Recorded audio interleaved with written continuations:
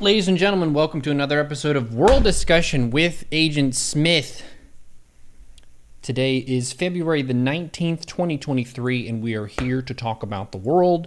Without any delay, we will jump into the voice channel with him right now with Agent Smith. Smith. Good evening, sire. Oh, hello. Yo. How are you doing, my lord? I'm doing okay. Same for me. We're back on the grind after a visit to Hollywood, California to visit Trisha again. Oh, cool.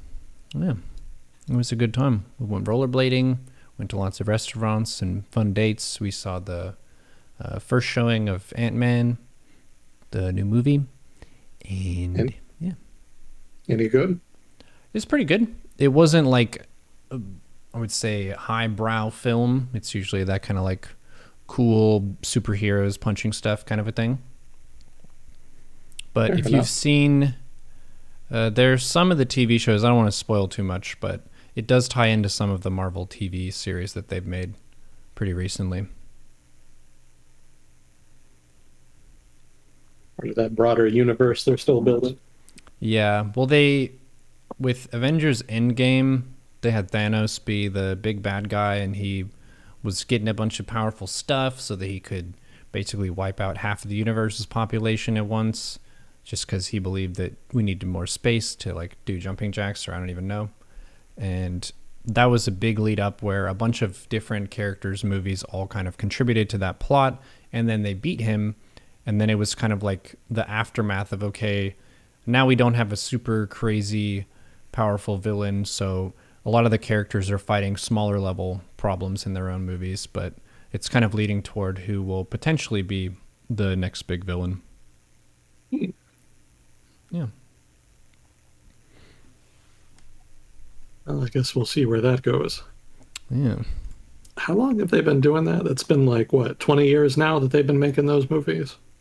Yeah, I think the one that people consider set off the whole Marvel Cinematic Universe in a really big way in the modern sense was probably Iron Man. Mm-hmm. That movie really broke through a lot of the standard superhero mold for heroes that had already had movie series like Spider-Man, Batman, and Superman. I think everyone knew to be pretty well established in film and TV shows, but there were a lot of other characters from comics that didn't really get their own stuff. And with Iron Man being such a major success, they were like, oh shit, maybe we can just make movies out of all of our heroes. And it kind of branched out from there. Yeah, Deadpool has multiple movies now. 2008 is what Chad is saying Iron Man came out during. Oh, 2008. Okay, so not 20 years then. No. What is that? 14 years then. Yeah, 2008 was the year that I was supposed to graduate from high school, but I think I was already in university for 2 years, but we just got handed our diploma then as part of that math and science program thing I went through. Yeah, that franchise is quite the global phenomena. Yeah. It's one of the few things that can really tie the whole world together. Mm-hmm. Even in China. Yeah, that's part of the, guess, reason for its success is they make the movies really accessible and relatable and not too offensive in any category. Like, the language is not usually too bad. It's not really that gory. Like, they'll have people get killed and die, but they don't really turn that up to 11 like a lot of R-rated stuff does. So that means their audience is pretty broad. And they don't really go for edgy takes on stuff. It's usually pretty straight ahead, like people working together to overcome adversity. It's kind of the core element to it. But it's definitely a lot more successful than the DC universe, the Batman, the Superman, and the Wonder Woman and stuff. I think they have good heroes. It's just like they didn't get the first mover advantage with all of this, and it seemed like they haven't really ever been able to overtake them. Yeah, I wonder if they didn't get weighed down a little bit by how successful The Dark Knight was. You know, that whole iteration of Batman kind of set the tone for sort of dark and brooding versions of the heroes. And I kind of think DC tried to extrapolate that into some of their other franchises, and it didn't really work as well. Yeah, one of the things that is going to become more and more difficult for superhero movies in particular is to make something unique that doesn't feel like you're just hitting all the standard tropes of what works for people. Yeah. If you ever have some spare time and you watch some movie trailers, if you watch like maybe 20 superhero movie trailers, it's so disgustingly formulaic, and like the sound design and what they show of the characters and the fights and stuff, it's kind of painful to watch.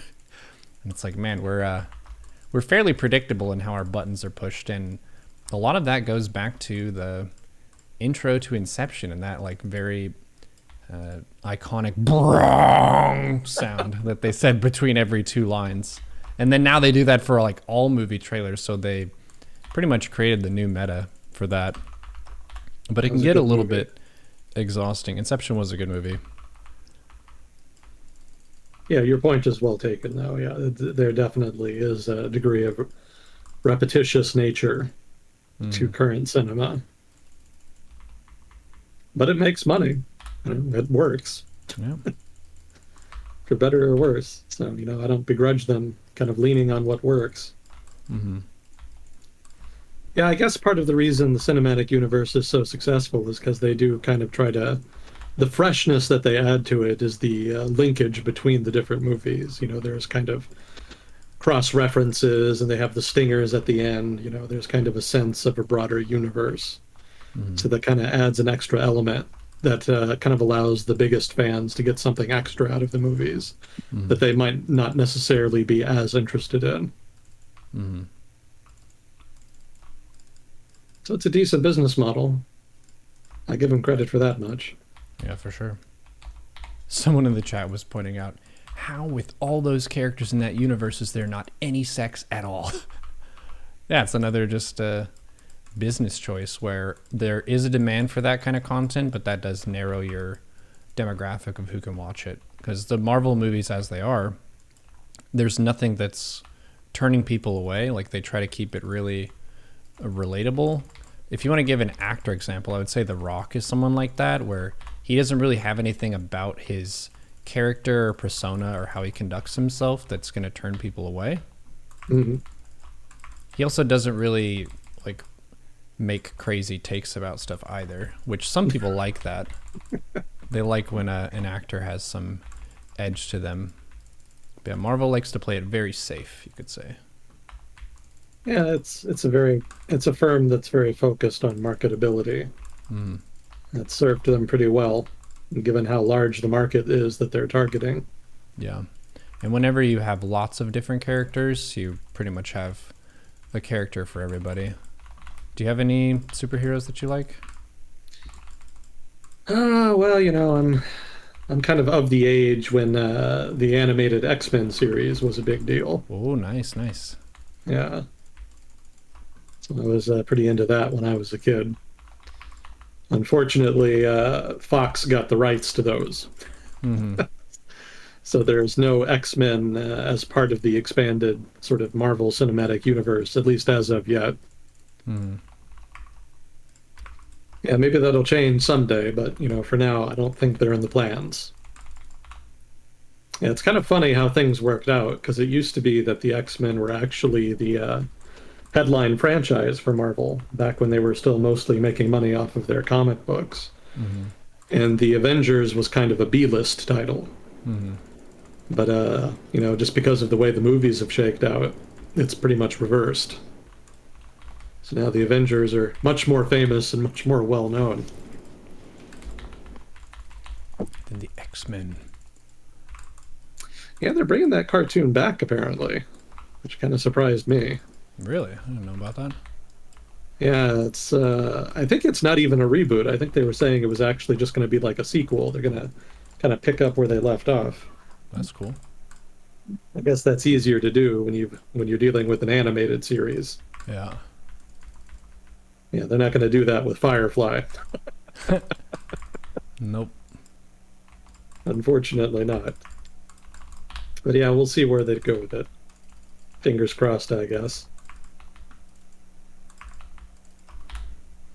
And for superheroes, I like Batman, Thor. Those are some of my favorites. Of the X-Men, I think Nightcrawler's really cool. He didn't really get a ton of movie screen time, but I like his powers. His look is pretty cool. Yeah, he was I don't know, you're more of a movie guy, right, than a comic guy? Yeah. Yeah, he actually had one of the better friendship groups. I'm not sure what the proper name would be. He had a cool relationship with Wolverine and Colossus. They kind of had like a bro thing going on for a long time. Mm-hmm. It was more in the 80s and 90s, I think. It's they've gone in some weird directions since then. Mm-hmm. Yeah, they tried to get probably a little too creative for their own good back in the aughts, and I don't know that they've ever really recovered. But then I haven't been reading much, so who am I to judge? Been reading more nonfiction than comics over the past 10 years.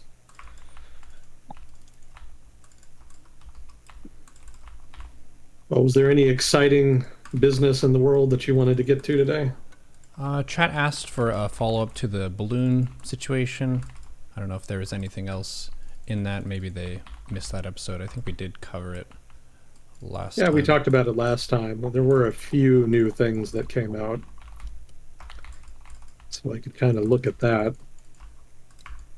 I mean, overall, the consensus is still that it's just very weird Mm-hmm. and kind of inexplicable.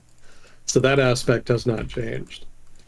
But the U.S. did find the balloon, the one that was shot down over South Carolina, and they did release the U.S. government has released some details about what was in it. They did say that it had an antenna apparently that allowed it to surveil communications, specifically radio, phone calls, etc. So it was engaged in some kind of spycraft.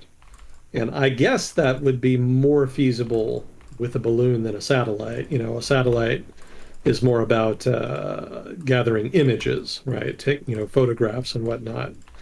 But with a balloon, you can get a little closer to whatever it is you're trying to gather information on. So maybe it's a little easier to do electronic surveillance with a balloon in that sense. So maybe that's the explanation for why they've been using balloons. Still very strange. I would imagine there has to be an easier way to do that. But that's what they went with. So until we get more information, that's the best explanation we have. Has China said anything about it? They've said a great deal about it.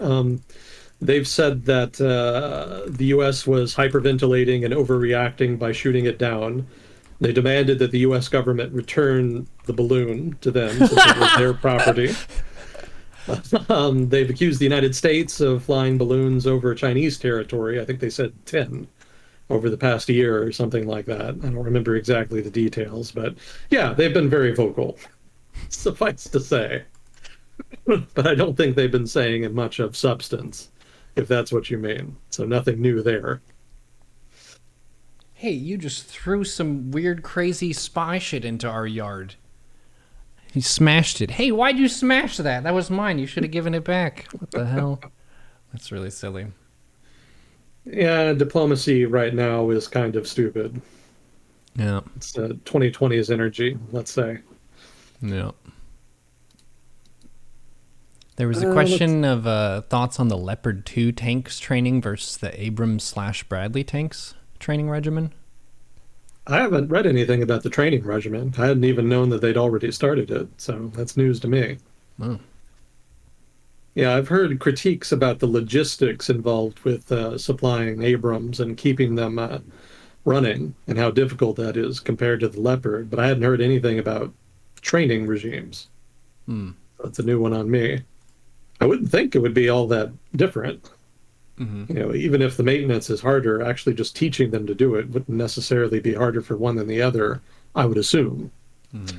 But then I've never worked with tanks, so I wouldn't know. So I would defer to chat on that. If anybody has information on that, please feel free to divulge. Yeah, that might be a good invitation for the usual disclaimer. I'm definitely not an expert in everything I talk about on here. I have a stronger background in economics and foreign policy.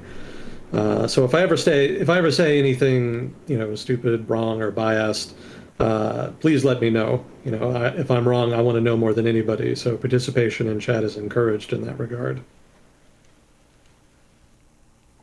There was one other thing that was kind of a standout news item was a spill of a bunch of toxic chemicals and stuff in Ohio. East Palestine. Yeah. Yeah. Yeah, what was that? Vinyl chloride? I think Yeah. it was. Something like that. Yeah, I was reading that's what they use to make PVC pipes or something. Oh, is that what it was? I hadn't read what it was used to make. I have read that it was a petrochemical. Mm-hmm. And apparently the United States is the world's leading producer, or it's one of the top 20 petrochemicals produced, something like that. Mm-hmm. Highly toxic, from Yeah. what I was reading. Yeah, you don't want to mess around with the stuff. So it's pretty unfortunate that a whole bunch of it got spilled, or maybe not spilled. I don't. It was actually burned into the air, technically. It apparently has a very low temperature at which it ignites. So when the train crashed and then combusted, basically, it caught fire, and then there was kind of a choice at that point about whether to try to cool the vehicles, well, not the vehicle, to cool the cars that had the hazardous materials in them, or to just let them burn off. And so ultimately, the Ohio state government decided to just let it burn off. And that's apparently been the source of some controversy, because obviously the townspeople did not appreciate having shit tons of this highly toxic chemical burning off and then polluting the environment. Mm-hmm. So, it got up into the air, it got into the local waterways, presumably it's in the land as well. And yeah, it seems to be a big mess. The governor said that they could come back. There was a period when they told the people to evacuate, and then they told them to come back. But then when they came back, the people were complaining that they were starting to get sick, and that the governor had told them to come back too soon, basically. Mm-hmm. So that's been the new drama, more recently. And there's been a pretty steady drumbeat of videos and stuff on Reddit, for example, of people in the town kind of just showing how ubiquitous the material is. I mean, earlier on they actually showed the clouds. You could actually see clouds of the vinyl chloride just in the air, hovering over the town. And there was actually a really interesting photo that somebody took from an airplane over the town and over the clouds, and you could actually see this dark patch over the town that it presumably was the vinyl chloride. So that was all like the first couple days, I guess, after the accident. And then after that, more recently, there's been a lot of videos of people kind of showing chemicals in the water, in creeks and rivers and whatnot. And apparently it's resting at the bottom because it's heavier than the water, but people will kind of stir up the bottom of the creek or river or whatever, and you can kind of see this sort of glossy, sort of rainbow coloring kind of hue the river, or the water rather. And presumably that also is residual vinyl chloride. So it's definitely still around, it seems. It's going to be quite the cleanup effort if they, well, assuming they bother.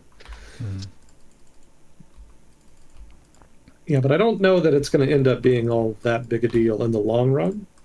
Obviously, for the town, it's a catastrophe, but for the broader economy, or even really for politics, I don't know that there's going to be a lot to come out of it. You kind of expect a certain amount of industrial accidents, so it's not necessarily shocking in that sense. Something like that was going to happen sooner or later. I did see people complaining about deregulation. There was a rule change deregulating some of the train industry, kind of relaxing some rules. But I've seen people online kind of arguing about whether or not that was really relevant and whether that would have actually prevented the accident if they'd not done that, or if they'd reversed that rule change subsequently. So I don't know if that's necessarily indicative of any kind of malpractice by the national government or the state government. Mm-hmm. I imagine that regulators will take another look at that now. Obviously there's more impetus in the wake of the disaster, but I don't know that they'll really change anything even then. It remains to be seen.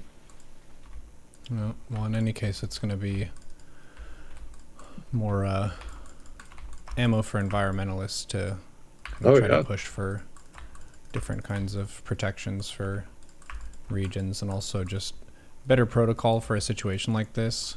If you do have a train crash, I think is what happened. Train derailment. Train derail. How does it fall off the rails? I think somebody online was saying it had to do with some mechanism overheating, something relating to the braking system. I'm not sufficiently familiar with trains and how they work to know all the details. I haven't done a deep dive on it yet, anyway. But that supposedly was the problem. Hmm.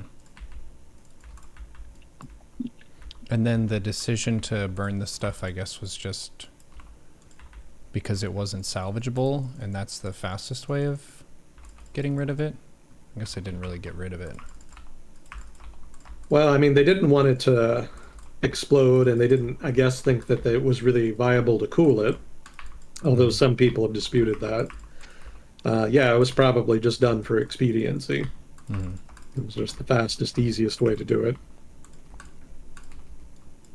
And it is highly toxic, so they probably didn't want to get too close to it anyway. Mm-hmm. That may have played a role as well. Yeah, I was reading on Wikipedia that even just one high dosage, even exposure to a single high dosage amount of vinyl chloride is enough to cause liver damage, from what I was reading. That's intense. And it's associated with a variety of other maladies as well. Mm-hmm. And it is designated as a carcinogen. Mm-hmm. Cancer I think causing. specifically, yeah, specifically it's causing problems for the lungs. Generally that's how people get exposed to it, from what I read. And so generally it's things like tumors in the lungs or some such.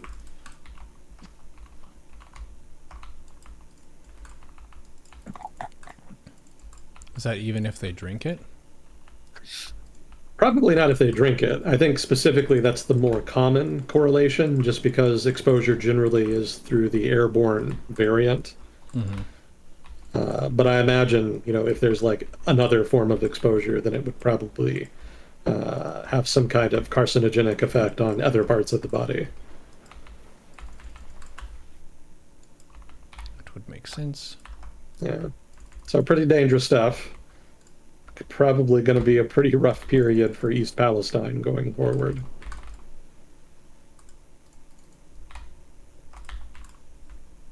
But yeah, until I read more about like specifically what went wrong and some of the specific regulations involved, I can't really comment too much more deeply about it. Mm-hmm.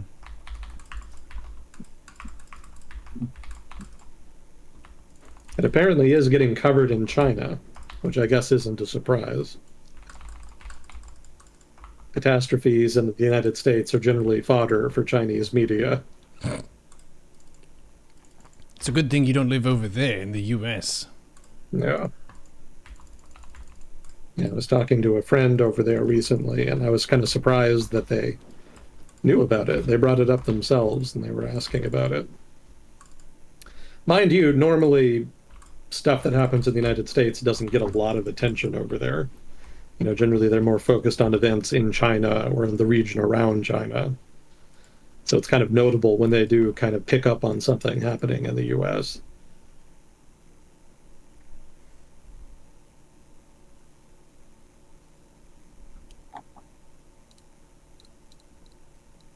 Well, going back to the spy balloon, there were a couple other items on that.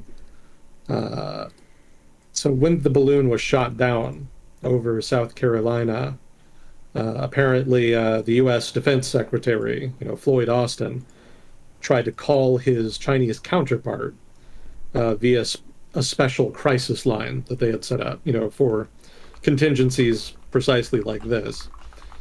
And apparently, the Chinese defense minister, a guy named Wei Fenghe, apparently, just declined to pick up, did not want to talk, which is not very encouraging.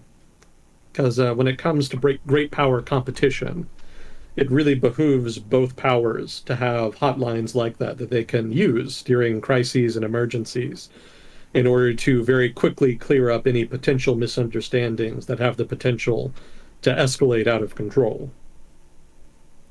So, I mean, I've talked a little bit about this previously, the fact that the United States has sought to create these kinds of connections, these communications mechanisms, and the reluctance, if not resistance, of the Chinese government to participating. They are not very interested in this particular mechanism. And it's discouraging. It's really not the kind of behavior that you really want to see between, nuclear armed rivals. Those mechanisms may seem trite, but they actually are enormously important in navigating misunderstandings, which are going to happen. It's pretty much inevitable. So the fact that the Chinese government, for whatever reason, is reluctant to embrace hotlines like this suggests that there is relatively more risk baked into Sino-American rivalry than perhaps had been understood, which is probably not what people want to hear, but that's where we are. Again, 2020's energy. What's at risk? So the risk is that something could happen that one side thinks is an act of aggression by the counterparty, but which is in fact some kind of accident. Uh-huh. So what can happen then is that the aggrieved party can use the hotline and say, hey, what are you doing? And then the counterparty can inform them that, oh, yeah, that was just a thing that went wrong. We didn't mean anything by it. And, assuming they're telling the truth, then that can prevent an escalatory spiral that perhaps neither side could potentially stop if once it reached a certain threshold. Mm-hmm. So it's important to stop escalations like that early, because even if you find out later in the tit for tat escalation that the whole thing had started because of an accident or misunderstanding, it may not be possible to stop beyond a certain point. Yeah, because if someone plays back at the quote accident really hard, then the other side is going to try to match or exceed that level of aggression, and it kind of spirals. Yeah, and at that point, it takes on a momentum of its own.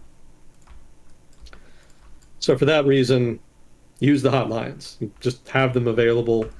And it seems that certain high-level figures in the Chinese government are not doing that. So that all that serves to do is really just introduce more risk, which is not what anybody needs right now. Mm-hmm. It was very common in the Cold War to kind of use those, mechanisms, those channels, I guess you might say. I think they were not really set up until the 60s. In the 50s, it wasn't as much of a priority, but after the Cuban Missile Crisis, it became very apparent that it was, very much a useful mechanism. And at that point, both the Soviets and the United States set up channels like that and made good use of them over the course of the Cold War. I didn't know about that. Oh yeah, yeah, the big red phone. if you watch Cold War era movies or comedies or whatever, there's generally when there's like a footage of the president at his desk, you'll see like a big red phone that says Moscow on it. Huh. So that's kind of an exaggerated, representation of the hotline, but there actually were hotlines like that you could just pick up and then immediately talk to the premier of the Soviet Union or what have you. Is there anyone else in chat who is thinking about the Adam West Batman bat phone now? Because that's exactly what's coming to mind. He had a similar thing where it's like a really loud looking phone that's super easy to see, and he used that in case of emergencies. I haven't seen the show in a bit, but yeah. Similar idea. Similar idea. So let's see. The last thing in the spy balloon that I had was that there was a House rep on Fox News who was saying that the balloon had been on a mission to get imagery of sensitive American nuclear sites. That was apparently House rep of the Foreign Affairs Committee. No, wait. House of Representatives Foreign Affairs Committee Chairman Michael McGowell. There we go. So maybe he has some information there that everybody else has not been made privy to. It could be that that's what the balloon actually was doing, but if so, that's super weird. Because for one, it doesn't really explain the antenna or the other, communications surveillance technology that was found on the balloon. But, if the balloon was just meant to gather imagery, then that begs the question we were asking last time, which is why send a balloon to do what a satellite can do? Satellites can easily gather imagery of sensitive nuclear sites. So, what good is a balloon in that sense? It's just inferior. It does the same thing, but less efficiently. Mm-hmm.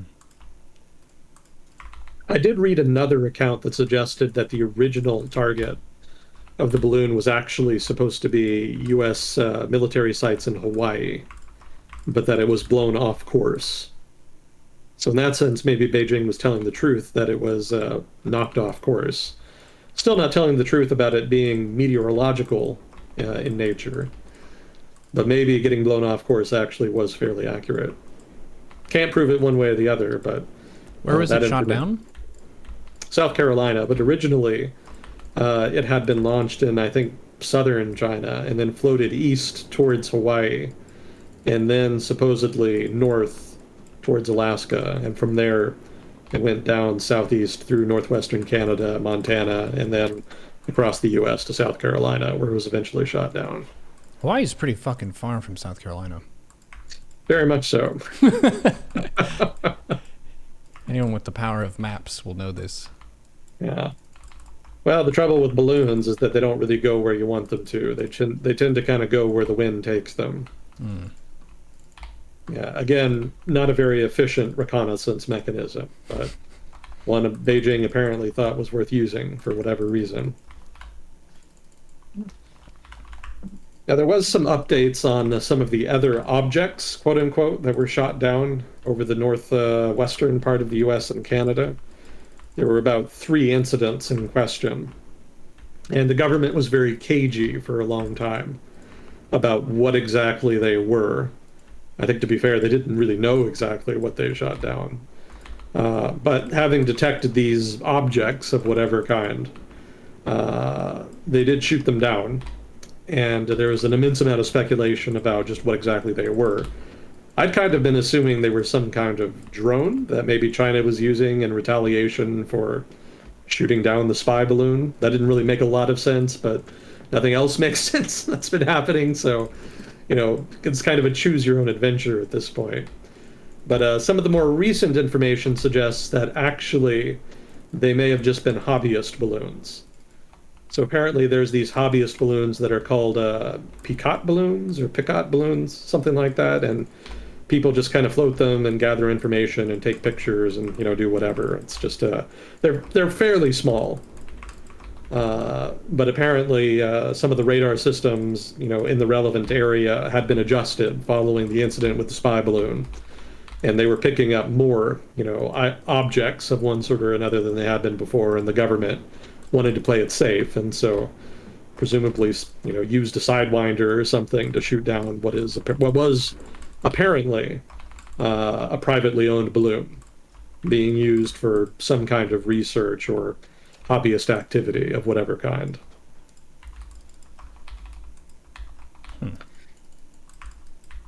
Yeah, they haven't been able to find the wreckage yet of, I think, pretty much any of the 3 objects yet. They were relatively small. They were much smaller than the spy balloon.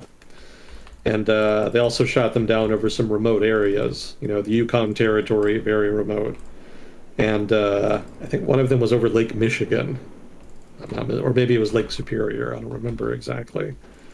But regardless, they haven't quite been able to confirm exactly what it was. And the government came out and suggested it may have been hobbyists after I think this one hobbyist group came out and said, actually, we think you may have shot down one of our balloons by mistake. These are So hobbyists within China? No, in the United States. Yeah, Oh. there is, a pretty, I mean, it's not like a huge thing. It's not like ballooning is super popular, but, apparently there is a pretty persistent and decent sized hobbyist ballooning group that just kind of does that. They just fly their own balloons, do their own thing. They generally fly them under, where civilian aircraft fly, so generally they don't cause any trouble. And even when I think sometimes they actually do fly high enough maybe to hit an aircraft, but the balloons they're flying are so small and light that it poses no real threat to the aircraft. Mm-hmm. So generally, regulators and whatnot just kind of let them do their thing. They don't really bother anybody, and so nobody cares. But now it kind of accidentally became a thing. It kind of got the attention of the people responsible for defending American and Canadian airspace. Why would Don't China they claim credit for this if it wasn't them? claim credit for it? Yeah. Oh, they never claimed credit for the three objects. Oh. Yeah, that was something that the US government came out and talked about. They said, we've detected an object over this airspace and we've shot it down. Mm-hmm. And then they did not release any further information. The Chinese, for their part, said that it wasn't them. And so they were still focused on the spy balloon. So nobody really knew what the three objects were about. Reddit was joking that it was aliens, and this was the initial stage of an alien invasion. There was all the Independence Day memes and whatnot. So Mm-hmm. pretty much a big joke for them. But it seems that it was kind of a non-starter. It was basically a non-event. It was probably not Chinese aircraft of any kind, just random shit, basically. Mm-hmm. Maybe even been a bird. Who's to say? You can detect birds on radar. Generally, they filter those out, but it is possible. Do you think China would send ducks at us? I hope not. They're pretty dangerous. Those ducks can do some damage when they want. We can hire Canadian geese to defend. I think it's strong enough. They're pretty mean, from what I hear. Yeah.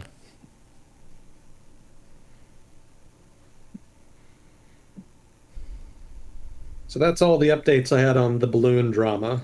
We'll see what new adventures await in the balloon saga going forward, but I think we're probably past the heat of it, the height of it. Mm. I think at this point it's obvious that there's probably not any kind of sustained effort by, the Chinese Air Force to violate American airspace. This is probably just something they've been doing for a long time, and that they just kind of happened to get caught doing red-handed in this case. It probably didn't help that what was it? It was actually a guy in Montana, I think, that originally spotted it, and from there the media got a hold of it. So it may be that the U.S. government kind of felt that they had to be more proactive, about sharing information about this incident than they might have been in the past. So maybe if not for that, it wouldn't have been an event at all. People maybe not have even noticed. Mm. So probably for the next month or two, the American and Chinese governments will pretend to be offended about it while secretly trying to organize new talks, and then they'll just kind of move on. Mm.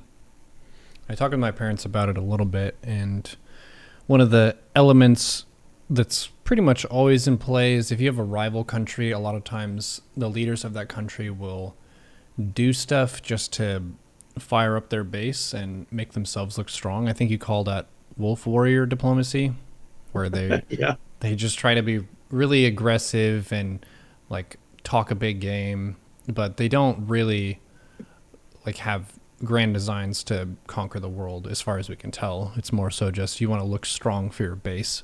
And Hmm. by barking at the US, that's a way that China can fire up their base and get support and kind of look like the good guys. Yeah. Yeah, that's exactly the case. Domestic politics kind of trumps foreign policy in pretty much every country, except for those that are disproportionately vulnerable, to some kind of international disruption or violence. So China, being a big country, tends to be more focused on its own domestic politics than anything. Hmm. Yeah, that's been changing. Well, the wolf warrior diplomacy has been toned down in the past couple months. And it kind of had seemed like the party was reaching out to the US to try to at least discuss some of the outstanding issues in the relationship. So, in that sense, it may be that Beijing was as perplexed as Washington about all the drama over the balloon. As has been revealed, they'd been doing it for a while, and then, a big deal had not yet been made out of it. So they may not have expected this to blow up the way it did either. Hmm. So everybody was surprised, and now everybody knows that this is not a thing that's going to go unnoticed in future. But having noted that, they'll probably just try to move on. That's my expectation. Some people in the chat were asking why the U.S. used a missile to shoot the balloon down. Uh, I guess just because that was the easiest way to do it. I mean, I guess you could have shot it with the guns that the aircraft have. Technically, I guess they're Gatling guns, right? Mm-hmm. If I'm not mistaken.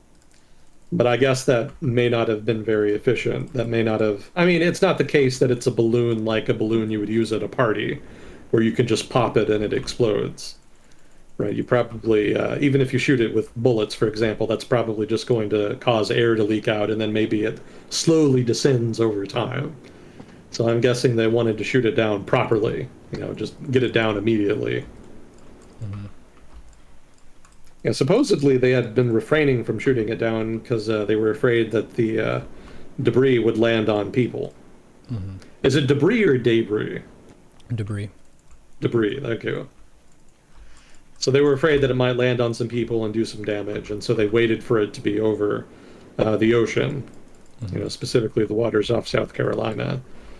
And so at that point, they wanted to shoot it down quickly, and I guess a Sidewinder is the fastest way to do that. It certainly seemed to come down pretty quickly after they hit it, so in that sense, mission accomplished. Chat saying that balloons can exceed the altitude of military aircraft. Oh yeah, if it's a high altitude balloon, Hmm. you can, if you design it right, you can fly it right up into the stratosphere, if not beyond. I think case in point, there was a guy who broke the record for highest free fall or something, highest parachute jump or something like that. And what he did is that he got into a high altitude balloon that took him like right up to the edge of space, basically, and then he jumped out. Whoa. So that was the highest parachute jump in history, I think. So yeah, you can definitely do high altitude balloons, but I don't think this one was so high that it could not be reached. Maybe they're right. Maybe they didn't use guns because they just couldn't get close enough, but I don't think that's the case.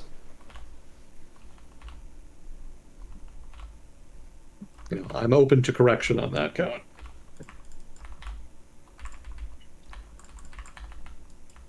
Also, fun trivia, that was technically the first air-to-air kill by an F-22 in history. Oh, really? Is it just a new aircraft, so they hadn't really had an opportunity to be used? Pretty much, yeah. When the United States goes and invades places like Iraq or Afghanistan, they don't really send the F-22s. That's not what they're for. We generally keep them out in the Pacific for a potential conflict with China, which is the main sort of near-peer rival the United States has. They're very expensive, and if there's an accident or something, you wouldn't want them to, you wouldn't want the debris to fall into the hands of the Taliban and, by extension, Russia and China. We already had that drama with the F-117 that was shot down over Serbia back in the day. Mm-hmm. So probably they preferred to keep them out of conflicts like that, just to kind of keep them safe and keep them focused on the main threat.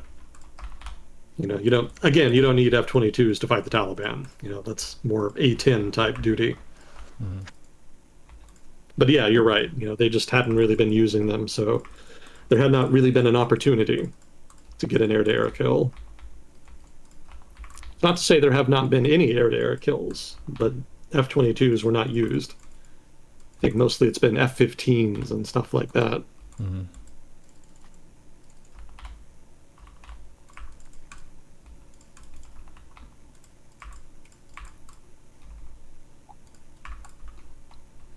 Let's see, what else did we have?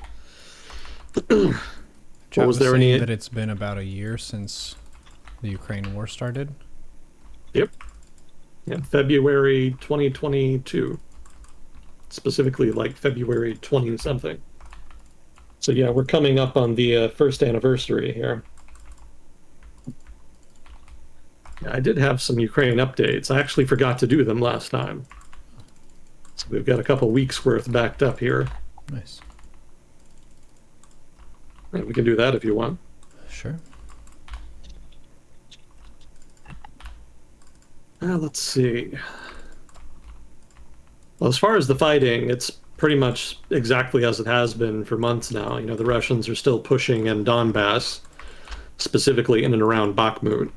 That's sort of the main focus, it seems. They've been making more headway in the past couple weeks. There was talk that they were starting to surround the city of Bakhmut and that they might be able to take it. There's been pretty heavy fighting happening. We'll see. Even if the city falls, it doesn't really reflect well on the Russian army. They've had to expend an immense amount of energy and manpower and resources to take what is an area that is still really small. Like Bakhmut is not at all far from, the front line. It pretty much is the front line at this point. So the fact that they haven't been able to just take it, even though they've been working on it since late last year, really suggests that the Russian army is kind of struggling. We'll see if that continues or not. There's supposed to be a big spring offensive by Russia, and it's not clear exactly where that's going to be or where it's going to focus on, but I've read that supposedly it's going to be either Donbass or maybe Zaporizhia. That's a lot of speculation at this point, but that's what we have thus far. But other than that, I don't think there's been a lot of change as far as the front lines or the momentum of one side over the other. So not necessarily much to report in that sense. There's been a lot of developments regarding peripheral areas relevant to the war. So there's been talk about corruption in Ukraine pretty much since the war started, but there hasn't been much focus on it since the impetus was very much on just the war effort. But more recently, over the past couple of weeks, there was some accusations, credible accusations about corruption within the Ukrainian government, and that's led the Ukrainian government to launch a pretty significant effort to try to crack down. And so that was a pretty major item a couple of weeks ago. There was a number of people who were removed from office. State officials were banned from leaving the country, so they were taking it pretty seriously. Let's see, there was a couple, I think the specific people that I had on my list here were a guy named Timoshenko. He was the president's deputy head of office. He was responsible for overseeing regional policy, and he had earlier even worked on Zelensky's election campaign. So he was accused by investigative journalists of using expensive sports cars throughout the war, probably even before. He denies it, but of course the question is, how does a public official, afford a sports car? So that garnered a lot of attention, and Zelensky apparently forced him to step down, and he has resigned. Deputy Defense Minister also resigned. There were reports that he had purchased, well, no, not purchased, but oversaw the purchase of military food supplies at inflated prices, and did so using a relatively unknown vendor, apparently. All of which is pretty suspicious, hence the attention. The Department of Defense says that it was just a technical mistake, so that may or may not be true. Regardless, he was made to resign in any case. The defense minister himself, okay, so that was the deputy defense minister. This is the defense minister, or was, had been under scrutiny for also being involved in the inflated food ration scandal. And then there was the deputy infrastructure minister. Also, he was arrested. He did not resign. He was arrested, apparently on suspicion of accepting a bribe worth over $350,000 regarding the supply of electricity generators. That's pretty big business in Ukraine right now because of the electrical network being damaged by Ukrainian assault. Damaged by Russian air assaults, rather. And so a lot of people have been buying electricity generators in order to try to ensure a sustained supply of power. And then there was a bunch of other people that were dismissed, including Deputy Prosecutor General, Deputy Minister for Development in Communities and Territories, Deputy Minister for Development of Communities and Territories, Deputy Minister for Social Policy, and also regional governors in the, well, five. Five provinces had their regional governors dismissed. I'm not going to try to pronounce the names. I've already embarrassed myself enough. But yeah, there's been a lot of churn over the past couple weeks. There was also some deputy ministers and regional governors squeezed out. And, more substantively, there was an oligarch named Kolomoisky, Kolomoisky, I think his name is, that the government started investigating over allegations of fraud, tax evasion, and probably any number of other sort of shady dealings. And that was particularly notable because Kolomoisky was actually the oligarch that had been linked to Zelensky himself. Back before Zelensky got into politics, he was an actor. And the show that made him famous was actually a show that was created and funded by a television station owned by Kolomoisky.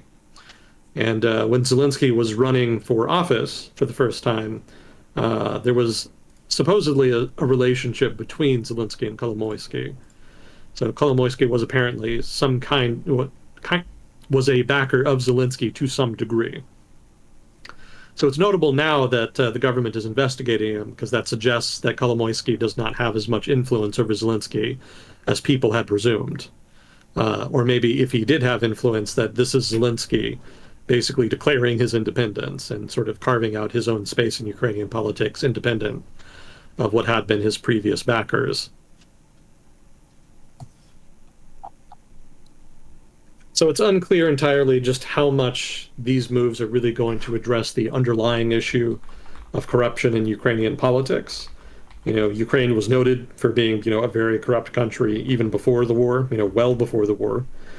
And so there is a culture of corruption, as you might say, in Ukrainian political culture that's going to be very hard to change. When it gets deeply rooted like that, it gets to be expected. And when corruption is expected as part of a political culture, reformers are just at pains to convince people to stop being, to stop doing it, to stop being corrupt. I'm kind of thinking about this, like corruption for people who corruption is the norm would be considered kind of like a benefit of the job. It's like, oh, you have a public official job. Well, the salary is only this much, but you get the benefit of being able to negotiate with people and have them persuade you with huge mountains of money. Yeah, it really does become normalized like that. Yeah. And people will get mad at you if you suggest that they need to stop, or if you try to investigate them. They assume that everybody else is doing it. So then if you come along and say that they're wrong for doing it, then you must be up to something. You must be trying to pressure them. They think that you're kind of going after them so that you can get their job or force them to give you some kind of bribe or concession. Mm-hmm. The idea of like honest reform effort is just alien to a lot of people involved directly in this, these kinds of corruption and government corruption specifically. So that kind of attitude is just devilishly difficult to uproot. It takes a real whole of government effort. It requires honest leadership that can lead by example and sustain pressure by police, by investigators. There's no one easy trick to do it. It requires like multiple efforts by multiple levels of government over a sustained period of time. And if that sounds very difficult to do, then yes, it very much is, which is why so few countries manage it. So, full credit to the Ukrainian government here for making this effort. But at the same time, this is not going to be sufficient to just uproot corruption in Ukraine, even with the war going on. Like political culture in Ukraine is not going to change overnight, regardless of circumstances. Mm-hmm. So positive changes, but there's going to have to be a sustained effort in this regard going forward for a very long time to really have an impact. And I would point out that part of the reason the Ukrainian government has been so proactive here recently is not just because the government, genuinely wants to make an effort to fight corruption. It's also because they really want to protect the reputation of the Ukrainian government in the eyes of the Western public. We've talked before about how Western support is a critical element to Ukraine's strategy for winning the war. And that means that managing public support in Western countries for Ukraine is an important part of the Ukrainian government's war effort. And part of that effort includes, obviously traveling to those countries, giving speeches, and trying to make it clear that, Ukraine is fighting on behalf of the West against a country that is threatening the security of Europe. But it also means trying to manage Ukraine's own reputation in the West. Because obviously, if people just come to see Ukraine as a third world corrupt basket case, they're not going to be as inclined to support their government sending billions of dollars to Ukraine in order to help the war effort. We talked about that at the very start, about how the West, with the way that we've seen the situation, Ukraine is the country that is being attacked so they have the moral high ground. But if they don't conduct themselves in a morally upright way, we might not perceive them that way. So for them to like work on their culture of corruption and government and stuff is basically them trying to put their best foot forward, because that's Yeah. a big reason why we're supporting them, is because we see them as the good guys, as much as you could use that phrase in a war. Yeah, that's a big part of their public image, and they've gone out of their way to try to sustain that as much as possible. Um, Realistically speaking, like it's still a very corrupt country, and there are still reports here and there about aid being misused, weapons disappearing, that kind of thing. So it's not as though people who criticize the Ukrainian government for not doing enough to deal with that kind of corruption and misappropriation of funds are entirely wrong. But I think the counter argument there is that one should not let the perfect be the enemy of the good. Even if Ukraine does have its problems, which are undeniable, uh, it's still worth it to help them. I mean, if you set the bar too high, then you're not going to help anybody. You do have to kind of make compromises. In the case like Ukraine's, it's not going to be a perfect ally all of the time. But checking Russian aggression is an objective unto itself, above and beyond helping Ukraine just for the sake of it. The West really likes to focus on the idea that it's helping Ukraine because Ukraine is an innocent small country that is suffering the brunt of aggression from a hostile neighbor. And that's true. But it also is focused on because it sells better. It's easier to kind of push on to Western publics and, use to convince and compel them to continue to support aid packages to Ukraine. But the big picture view for Western countries is that Russia has effectively destabilized the security of Europe, right? It's not so much that Europe really threatens Russia. I mean, Russia threatens Europe from a technical perspective. Like realistically, Russia's military cannot like invade and conquer Europe. The issue is that Russia is now at this point unpredictable, which in a way is worse. If they're predictable, then you can know whether, you can kind of know what the barometers are to judge whether or not they will invade or want to invade or what have you. Like the Soviet Union definitely had the capability. And so that meant that people could kind of adjust strategies accordingly. And they could kind of roughly gauge what the danger was of a potential invasion depending on relations. But if a country is unpredictable, like it doesn't matter what the balance of power is or how relations are, like it's like a meth head with a knife. Like maybe they're chill and they don't fuck with you, or maybe they just jump at you and stab you. Like you don't know. And because you don't know, you have to be cautious, right? You have to take a defensive posture. And that's effectively what Europe and the United States are doing. It's not just about helping Ukraine for the sake of it and the international order and all that jazz. It's also because we don't really know entirely what Putin's government is going to do next. Like if they win in Ukraine or even if they lose, like the next chapter is just not clear to anybody. It's just kind of a black box right now. And so in a case like that, then you have to prepare. It's not, again, expecting like a full-on Russian invasion per se. It's more about just making it clear to the Russians, regardless of what their calculus is, that the force that they would be facing would be overwhelming. You want that deterrent to be as strong as possible. Even a meth head with a knife is going to balk if you present a strong enough threat to them. So that's where we are. And I would add again that this is all just crazed bullshit, compared to like even 10 years ago or to the Cold War. Like this is a very unusual strategic development. But that's just where we are. Like that's very much the theme for the decade. But yeah, it's not entirely selfless on the part of the West that we're helping Ukraine. That's the short version of that. We do have kind of our own objectives here. Helping Ukraine serves to constrain Russia and makes it less likely that they would direct some of that unpredictable aggression on, say, the Baltics or, some other Western-aligned country that the United States and other European countries would be obligated to defend.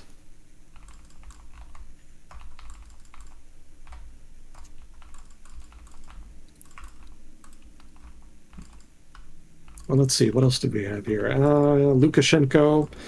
So Lukashenko is the president of Belarus, and supposedly he says that he was offered a non-aggression pact by the Ukrainian government.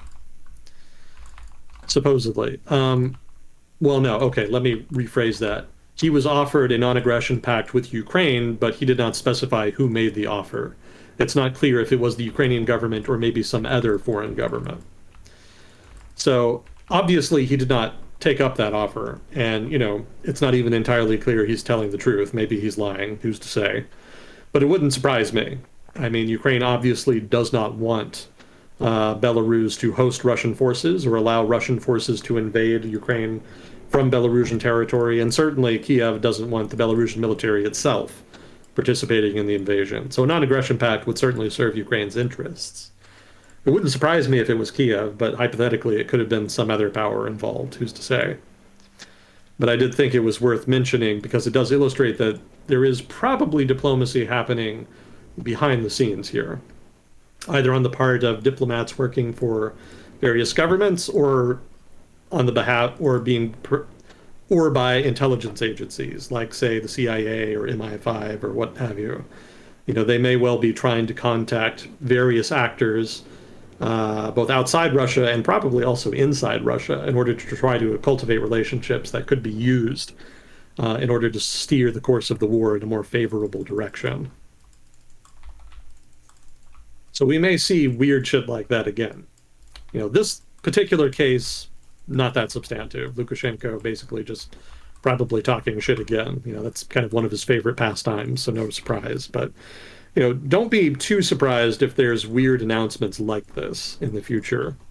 It may be that it comes out later on that this, that, or the other government cut a deal with a local elite power of some kind within Russia or within Belarus or within some other relevant country in order to try to get them on side, so to speak.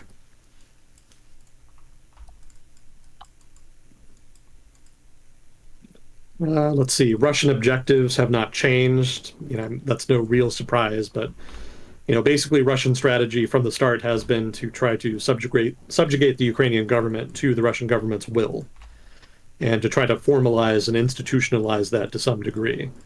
So even though that really doesn't seem likely at this point, apparently that is still an objective by Moscow. I kind of can't dispute it, but this is something that analysts have been talking about. So it seems that Russian objectives are still maximalist in nature. And that's important because it suggests that they're not moderating, like, at all. They're not adjusting strategic objectives to local conditions. So in that sense, on the one hand, you could argue that that's not very sensible and that reflects poorly on strategic planning in Moscow. But alternatively, you could argue that this is a signal that Moscow is trying to send that they're committed over the long term. And that actually would make some sense. One of the strategies that the Russian government is implementing here is just trying to drag out the conflict in the hope that the West gets tired of it and quits. That the expense of supporting Ukraine is just too great and that eventually publics turn on Western support to Ukraine and then Ukraine is effectively cut off, which leaves them very vulnerable at that point to Russian aggression and then eventually possibly a Russian victory of some kind. So in so much as the Russian strategy is to wait out the West, it would make sense to try to send signals that they're in it for the long term in order to try to discourage the West. And in that sense, that may be what this is about. This lack of change in strategic planning, which may or may not be true, by the way. This may just be Moscow just bullshitting in order to try to send a strong signal. It may be that secretly they actually have adjusted their objectives. But the signal they're sending for now is that they're in it for the long haul. And this is one manifestation of that. Let's see, there was some more talk about the Prime Minister of Germany, Scholz, and about why he was kind of soft pedaling support to Ukraine, specifically the tank debate that was had earlier this year. What does soft pedaling mean? Basically that he was kind of eschewing it. He wasn't that interested. He was kind of slowing it down, just kind of downplaying it, basically. It's basically he did not seem like he wanted to do it, but he couldn't really come out and say that. So he said that, well, we'll think about it if certain conditions are met and et cetera, et cetera. So if he'd really wanted to do it, he could have just done it. But it was pretty clear that, well, it seemed like, I should say, that he was looking for excuses not to do it. So there was some debate about that and just why it was that the Scholz government was kind of approaching the tank debate in that fashion. So one of the ideas that I read recently that I wanted to kind of bring up here is that it may have been in part because the German government was afraid that if they did unilaterally send tanks to Ukraine or allow other countries to send German tanks to Ukraine, then Russia may retaliate against Germany itself, and that in the event of Russian retaliation against Germany itself, the United States may not actually retaliate in kind. So that's a big deal for Germany, right? Because if the United States does not fulfill its treaty obligation to defend Germany in the event of a Russian attack, then Germany is going to be in a tough spot because they can't really do much given the state of their military right now. Yeah, this is kind of a long-running issue in the European strategic environment. I think here in the United States, we kind of take for granted that if one of our allies gets attacked, then we would, of course, come to their aid. But if you are a smaller country that can't really fully defend yourself because your military maybe isn't up to snuff or is too small or whatever, in those cases, you can't really take as for granted the fact that the United States would inevitably come to your aid. Like even if you had confidence in the United States, it's not something you can really just assume per se. Because if the United States did decide not to, then you would be pretty royally screwed in the event of a conflict. So that's a much bigger risk for smaller countries than it is for the United States. For us, it's like an academic question. Like, yeah, of course we would come and defend them, but if we decided not to, that's not really catastrophic for us. It would be catastrophic for them. So they take that question much more seriously than we do, especially amongst the going public in the United States. I mean, people hardly think about it here, but over in Europe, that is actually a substantive question. Would the United States defend us? And that was actually a running question throughout the Cold War. Like even early on, like in the formation of NATO, one of the big debates was about what kind of mechanisms could be built into NATO in order to build confidence in Europe that the United States actually would, commit to defend Europe. And then even later on, in like the 60s and 70s, the Soviets went out of their way to try to divide Europe, specifically divide Europe from the United States by trying to play on European fears that the United States, that the US commitment to defend Europe was not really airtight. Part of what they did in the 70s was they started putting regional ballistic missiles in Europe. And the reason they did that is because regional ballistic missiles, just by their design, are not long range enough to hit the United States, but they do have the range to hit virtually any target in Europe. And so by forward deploying those, the Soviet Union was implicitly threatening Europe and saying, hey, if there's a war, we're not really going to hit the United States, but we're definitely going to hit you. And in that sense, they really kind of exacerbated and played up that fear in Europe that maybe the United States did not have as much of an incentive to come to Europe's aid. I mean, after all, if the United States could avoid getting nuked in a prospective World War III, would that not be an attractive proposition? So in that sense, there's a good incentive then for Washington to try to stay out of a conflict and not honor its treaty obligations. Now, of course, the Reagan administration, as well as other administrations, went out of their way to try to mollify European concerns in that regard. They would always, send more forces to Europe or have a show of force or would meet with individual leaders. They would do little things here and there diplomatically to try to shore up the credibility of the U.S. commitment in Europe. But undermining that commitment and its credibility has always been an objective as far as hostile Russian governments. They kind of quit for a while, after the Cold War ended, 90s aughts, but they've kind of picked up on it again more recently. So Schultz, supposedly, according to this commentator, may have had this concern in mind. It may be that he did not want to move unilaterally because he was concerned that maybe the U.S. was not as fully committed to the Ukraine conflict as it pretenses to be, and in that sense may not really be fully committed to defending Germany in the event that Germany made a unilateral move of its own without a corresponding move by the United States. Can't really prove it one way or the other, but food for thought. And it was an excuse to talk about the Cold War, which is always fun for me. So, now let's see. Oh yeah, possible spring offensive target. There's been speculation about where the Russians are going to attack in their spring offensive. So, Bakhmut obviously is a likely candidate. Zaporizhia, another probability. The third candidate was Vuhledar, which I'm not as familiar with. I think that's in Donbass. I think that's further north, but same region basically. Eastern Ukraine, maybe southern Ukraine. Oh, this is a fun one. So the Wall Street Journal did a piece in which they were looking at Russian customs data. I have no idea how they got it, but they were looking at customs data, and they did find that China has been sending material aid to Russia, as far as the war in Ukraine. It has thus far apparently been non-lethal in nature. So it's a lot of like, random things. Some of the specific examples I had, navigation equipment. Let's see, Weather electronics balloons? for no weather balloons as of yet. A telescoping antenna for a military vehicle, and then parts for jets. So stuff related to, military technology and vehicles, but not in and of itself lethal. Mm. They've also been selling a lot of drones, so no surprise there. Ukraine has also been buying Chinese drones. They're pretty dominant in that market. Uh, they've also been exporting some chips, that is to say, computer chips of some variety.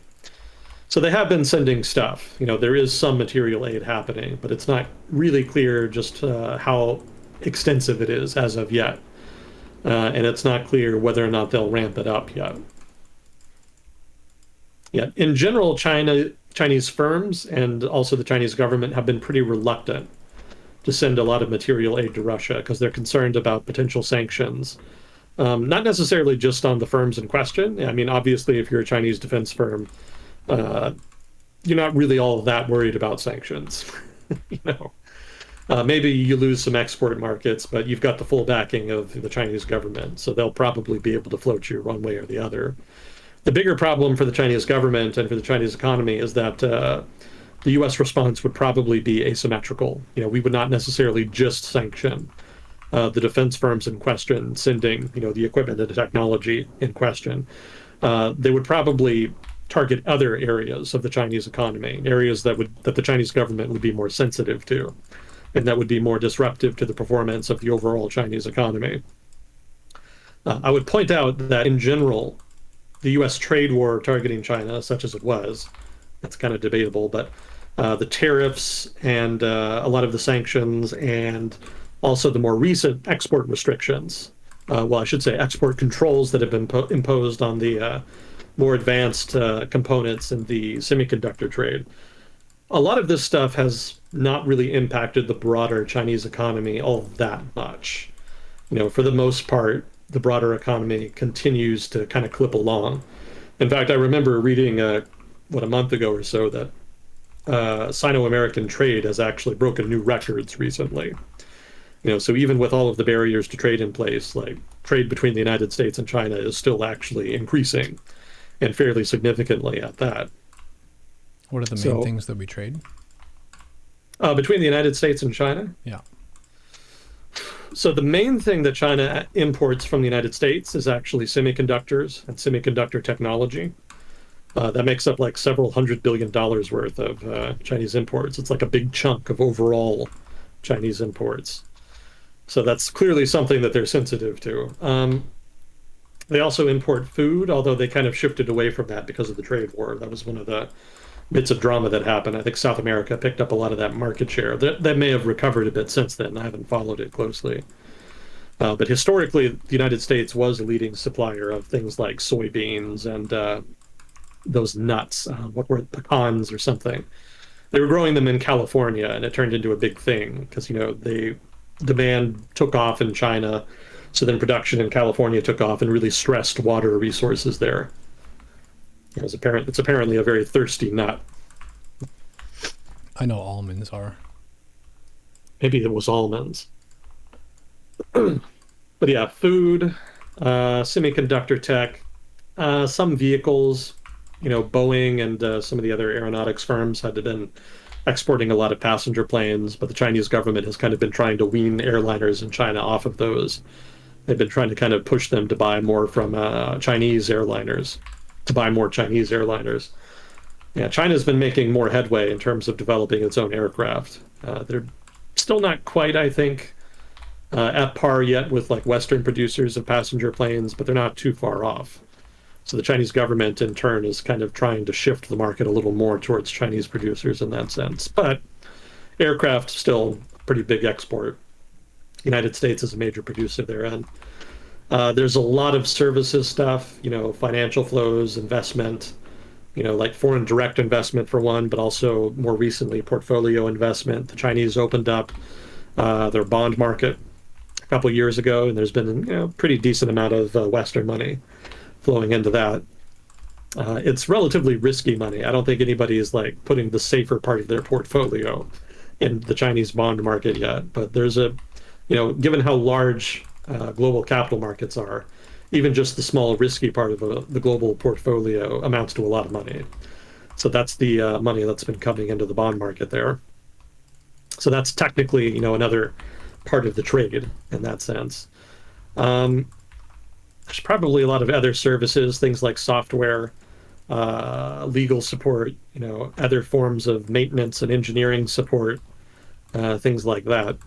The United States is pretty prominent in industries like that.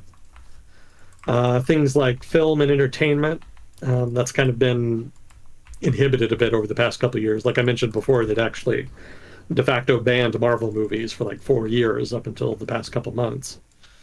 But that is technically part of the trade. That is something China imports from the United States. The United States obviously still buys an immense amount of stuff from China. Things like furniture, electrical equipment. And when I say electrical equipment, I mean like things related to the generation and distribution of electricity. So, power converters, power generators, power lines, and the equipment needed to produce them, stuff like that. Power Rangers. Technically, sorry, what? Power Rangers. I don't think China does too many Power Rangers. Okay. I think that's more Japan. They actually still make those. Did you know that? No, I didn't. Yeah, they make them every year. They've been making them every year for like a quarter century now. Do you mean like the shows or action Yeah. figures? No, the shows. Oh, really? Yeah, it's a whole genre over there. It's called Super Senpai, I think. And every year they make a different one. I think it's just like one company that makes them, but every year they make a new one. And actually, there are American companies that have still been importing them and still release them here in the United States. They actually still do the thing where they kind of adjust the actors, but still use a lot of the raw footage from Japan. So yeah, there's like Japanese Super Senpai and American Super Senpai. Anyway, that's a weird tangent, but yeah. Yeah, there's like 25 different like Power Ranger shows now. They go back a long way. That's a whole thing. But anyway, no, China doesn't do that, at least as far as I'm aware yet. But yeah, furniture, electrical equipment, um, medical equipment is also another thing China exports a lot of to the United States. I think China, well, steel used to be something they exported a lot, but I think the Trump administration kind of significantly curbed that with a lot of the steel tariffs. I'm not sure what their market share is these days. I would imagine it's smaller, but I don't know how much smaller. I think that's about all I can remember off the top of my head. I think there's bound to be more. I think China also produces a lot of like wind turbines, like for wind power, generation.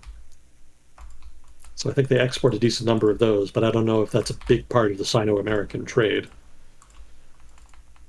Yeah, that's a pretty broad snapshot, but that's roughly what you're looking at when you're looking at Sino-American trade. Yeah, it's a lot. There's definitely a lot of stuff that still goes back and forth.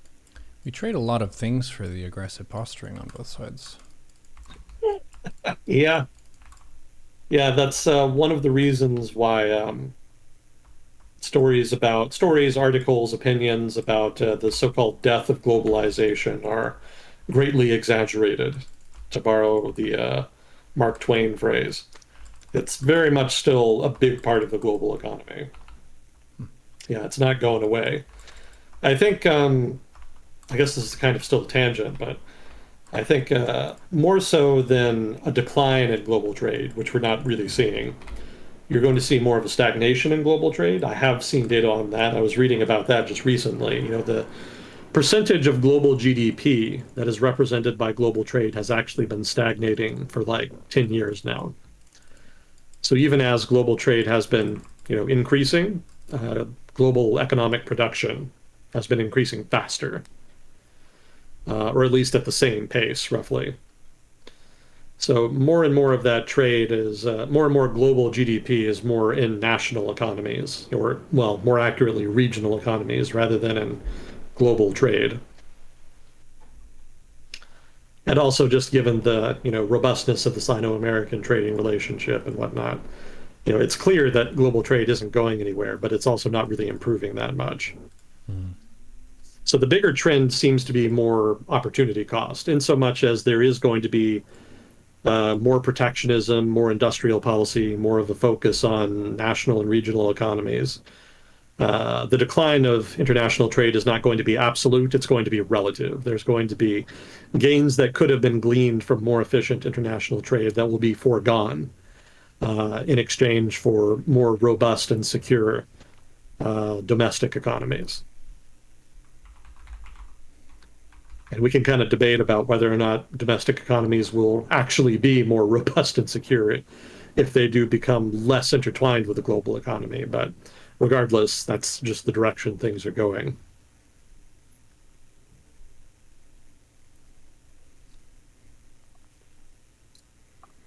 An update on China and trade with the US. Yeah. But to bring that full circle, China is, supporting Russia to a degree. Mm-hmm.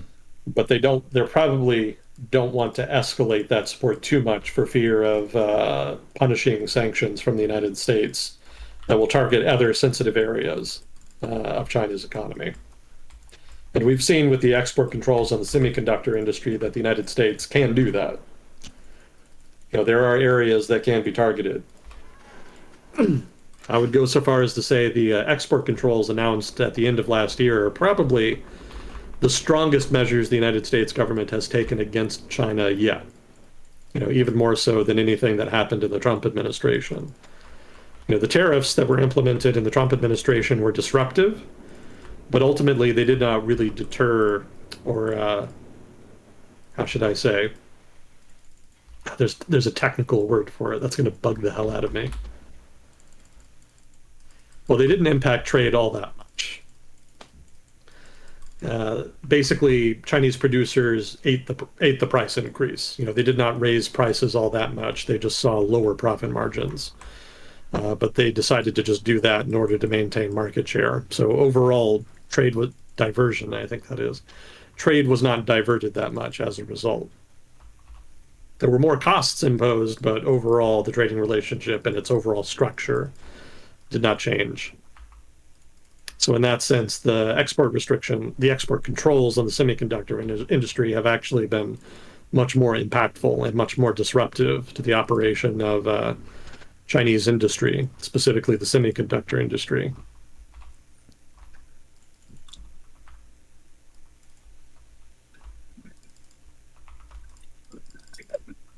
So that said, there was actually an item I was reading yesterday, or maybe today, talking about how, actually, I think it was today, because there was that security conference in Munich.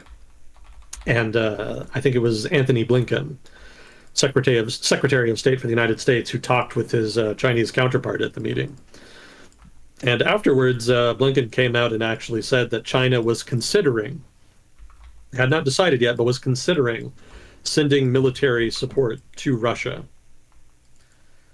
So obviously that's not a final decision. Otherwise, he would have said as much. But it seems that China may be shifting its thinking on military support to Ukraine. So I'm not entirely sure that's credible. I think maybe they're just posturing and maybe trying to get leverage over the United States so that they can negotiate some concessions in some other areas of the relationship, probably Taiwan related, but possibly also something related to the economic relationship. Obviously, relations have not been great over the past couple months between the U.S. and China, between, the little trips that politicians in the United States have been taking to Taiwan and then the spy balloon bullshit. There seems to be like a steady drumbeat of bullshit kind of undermining the relationship. But part of that may be leading the Chinese government to threaten to send military support to Russia in order to try to take some of the heat off of itself that has been, getting applied by the United States government. So in that sense, it may not signal a substantive interest in Beijing to actually help Russia. It may just be a negotiating tactic. Now, that said, it could also be that maybe the Chinese government is feeling more hawkish now, given the general downward trajectory in relations with the West. And maybe they figure that supporting Russia in its war in Ukraine will help bleed out the West.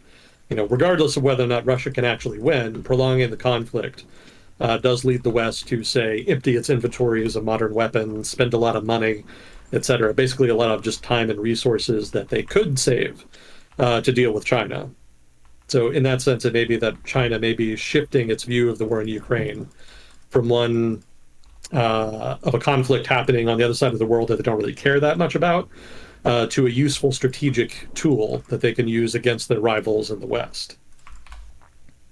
It seems like on both sides, it's very much a war of resources rather than one that has like immediate, super high stakes, catastrophic battles. Like, I don't know how long this conflict is going to be relative to a lot of other wars, but it seems like a lot of players on the world stage are trying to think about how this affects their allies and their enemies and how to just tip the balance in a way that's going to give them personal advantages.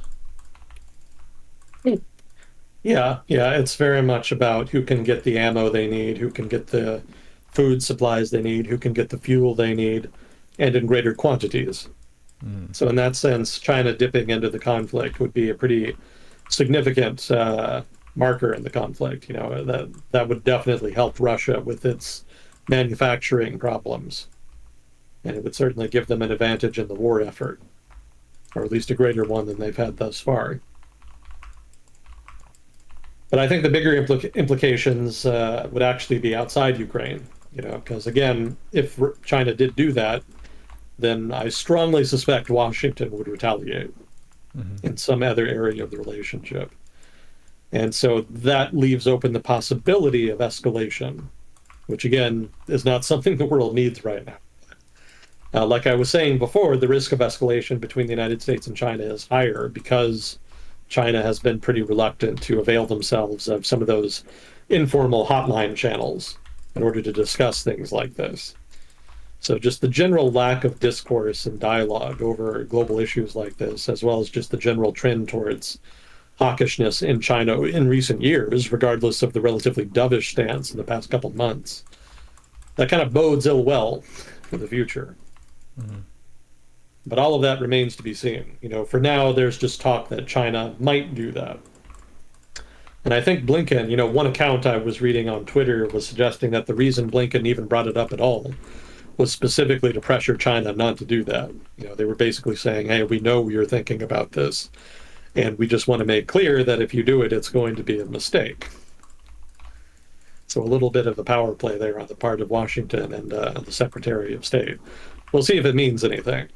China kind of does whatever it wants. It's kind of big enough to throw its weight around a little bit. But I also don't know that the Chinese government is going to be risk tolerant enough to kind of throw in its lot with Russia in such an obvious way. So we'll see. It's kind of the risk aversion of Chinese political culture versus strategic impetus. We'll see which wins out.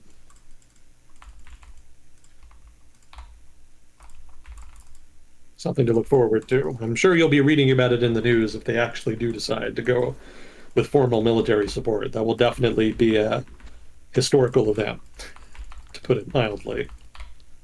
Yeah, because that would be an escalation over what the West is doing right now with supporting Ukraine, because they're not really providing contingents of their own troops. It's more so just, hey, we're giving you lots of equipment, and they're also giving weapons. So the current stance of China, I think, is less aggressive than that of the West, but they're thinking about dipping their toe in the pool, so to speak.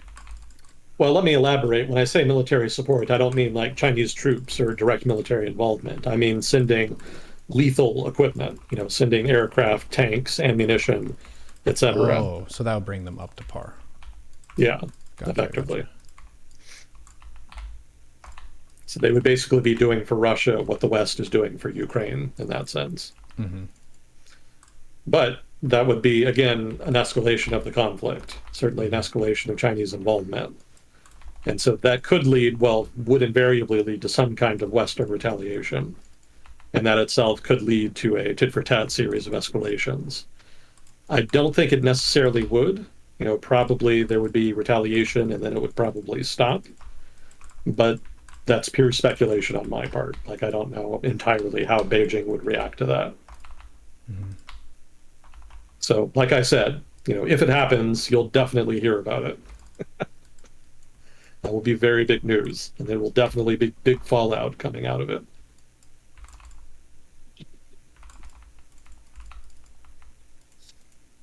Let's see. So, one of the aspects of the war in Ukraine has to do with liquid natural gas. I think everybody and their mother knows at this point that Europe had to wean itself off of Russian natural gas last year. Mm-hmm. Kind of a slow, painful process, and they're pretty close to succeeding, but part of that transition has meant importing a lot more liquid natural gas. And one of the problems there is that one of the world's leading suppliers of liquid natural gas, the United States, actually suffered a major industrial accident at one of its terminals last year. So there was a major LNG terminal in Texas, specifically at a town called Freeport, that actually just burned. There was a big accident, it caught fire, and the facility was just disabled. And it's not supposed to come online until sometime this year. But when it does, that should provide fairly significant relief to Europe, because most likely a lot of what they're selling is going to go there. It won't necessarily be a game changer. I'm not saying it's just going to like completely break prices on the market, but it will help.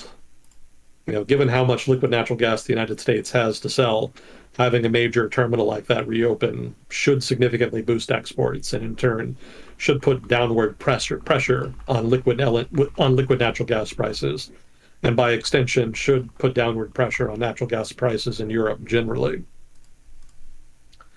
Natural gas prices in Europe have actually been vacillating over the past couple of months anyway, but probably later this year they're going to go up again, I'd expect.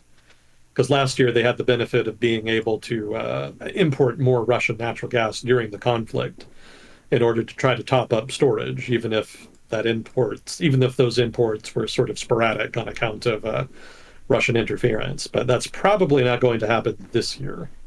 They're probably not going to be able to get any, and that could put the squeeze on storage once winter kind of looms. So I suspect they're really going to be pushing hard to try to load up on LNG earlier on in the year to try to top up supplies so that they can be ready for winter later on. And so the reopening of the terminal at Freeport is going to be pretty significant in that regard. That'll be a big help.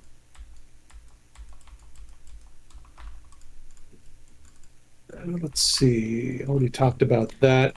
One of the ways that China has been supporting Russia was one of their space tech companies was actually giving them satellite imagery of Ukraine. It was a what did they call it? Synthetic aperture radar satellite images. So high quality stuff, I gathered. I'm sure somebody in chat knows a lot more about the details of that than I do, but basically they were just giving them better intelligence. That was very useful to the war effort. And so the United States actually has sanctioned the company that was involved in that. It was called Changsha Tianyi Space Science and Technology Research Institute. So that's an example of the kind of thing that the United States will probably do on a much larger scale if lethal equipment is shipped to Russia from China. Oh, God. Do you know what Starlink is? Yes, that's the Elon Musk thing. Yeah, yeah. It's like the mobile satellite receiver thing that lets you get on the internet and communicate and whatnot. So there's been not inconsiderable drama over Starlink in Ukraine. Mm-hmm. over the course of the war. At first, it was this big act of charity by Elon Musk, the company that runs, well, I guess the company is called Starlink, but that company is owned by Elon Musk, and they went out of their way to give Ukraine a whole bunch of these units so that their army could use them. But then in October 2022, Musk got into some trouble over, well, with Ukraine specifically, because he started talking specifically on Twitter, of course, about a peace plan that he apparently came up with himself that was designed to end the war and would basically just let Russia have the territories that it had annexed up till that point in Ukraine. And obviously, the Ukrainian government was less than enthused about that plan. And so that led to kind of a bit of a tiff between Musk and the Ukrainian government. It didn't really have much of an impact on Starlink usage, but that was the kind of the first sign that there might be issues later. But then the next month in November, CNN reported that there were 1,300 Starlink satellite dishes that temporarily went out, apparently. And apparently that followed some dispute between Starlink and the US government about funding. So apparently, Starlink did not entirely just do this out of out of the goodness of its heart. Apparently, the units that Starlink was giving Ukraine were actually being paid for by the US government. Oh. Yeah, and there was apparently a dispute over the pay that was coming from the US government that led to the temporary shutdown of these units. Presumably, that dispute was settled because I think they were eventually turned back on. But the US government has apparently been quite involved in the usage of Starlink in Ukraine. But the most recent thing is that Starlink came out and said that Ukraine was not actually supposed to be using Starlink units for quote unquote offensive operations, which confused a lot of people because it's not really clear how you would be able to distinguish one way or the other. The battlefield kind of ebbs and flows. It wouldn't have been a problem per se, but apparently the company was inhibiting Ukraine's access to Starlink as part of this tiff. So Ukraine has obviously been very upset about this, and there's been a lot of criticism of it. Like, how can you really distinguish between offensive and defensive operations in the first place, for one, but also, why does it even matter? Why is Starlink dipping into this? Why should the Ukrainians be able to use it for offensive operations in any case? So it's not really clear just what this was about. To be fair to Starlink, they did say that military communications were okay, but more specifically, they were concerned about the Ukrainian military using Starlink to control things like drones in an offensive capacity. But again, that just begs the question of, what were you expecting? It's a war. Come on. So again, it's not entirely clear what the genesis of these complaints are. It could be that Elon Musk is leaning on the company because, God knows why. He's a pretty unpredictable character at this point. But it could have been him, or it could have been something else. Maybe they just want more money from the U.S. government. Who knows? But this does seem to be like a recurring theme at this point. The point of this item here is just to illustrate that Starlink does not have like a pristine, clean record with regard to its business dealings with Ukraine. And it could be that this has an impact later on if there is like a widespread shortage. No, not shortage. If there is a widespread outage of Starlink units in Ukraine, that could have an impact on the war effort. So ideally, stuff like this would be dealt with behind the scenes, and I wouldn't have to read about it, but apparently it's not being managed that well. So something to keep your eye on. I'm sure we'll be hearing more about Starlink drama in Ukraine eventually. Preferably not, but my confidence is not high. Again, 2020s. Confidence is not the theme of the decade. Chaos. That's the theme. Oh, there were protests in Moldova. You remember Moldova, right? That's like the little country west of Ukraine. Yeah. Yeah, so they had some protests that resulted in the prime minister stepping down. There was some speculation about just what the genesis of the protests was. in general, they were about cost of living. Moldova, like a lot of poorer countries, has really been hit hard by inflation, specifically global inflation. So, things like rising cost of fuel, rising cost of food, rather, and rising cost of housing in particular. So that there's been protests on that count, kind of off and on for a while now.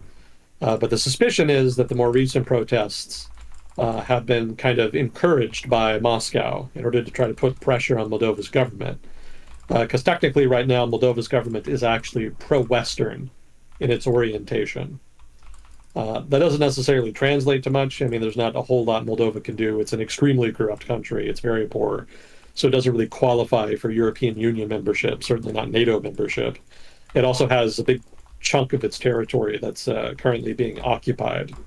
Well, not occupied, but there are separatists controlling it, with the de facto assistance of quote unquote Russian peacekeepers who are deployed there. So, the situation is a bit of a mess to a degree. But the protests have kind of shaken the pro-Western government, which had been making efforts to try to integrate Moldova more with the European Union, as well as just with Europe generally, and had also been trying to kind of reorient Moldova away from Russia, which it had more of a positive relationship with, even in spite of the separatist issue.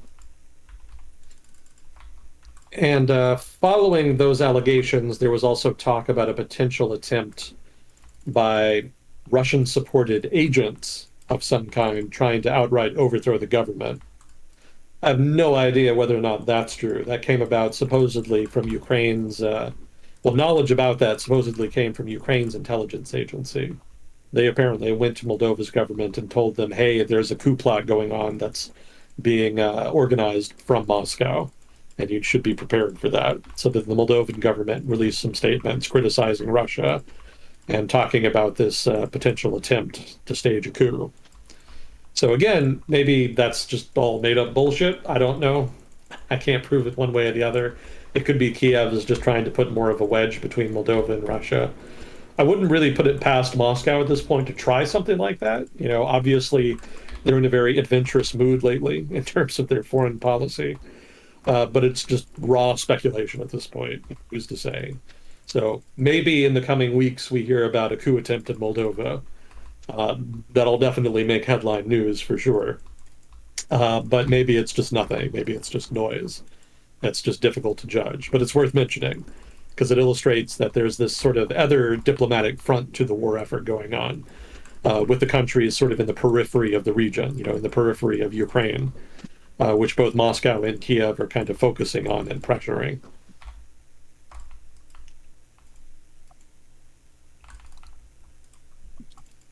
Let's see. Okay, so as far as Russia's economy, I read this was an article in Defense News, and they were talking to an expert. This guy actually had what I thought was an insightful comment about metrics.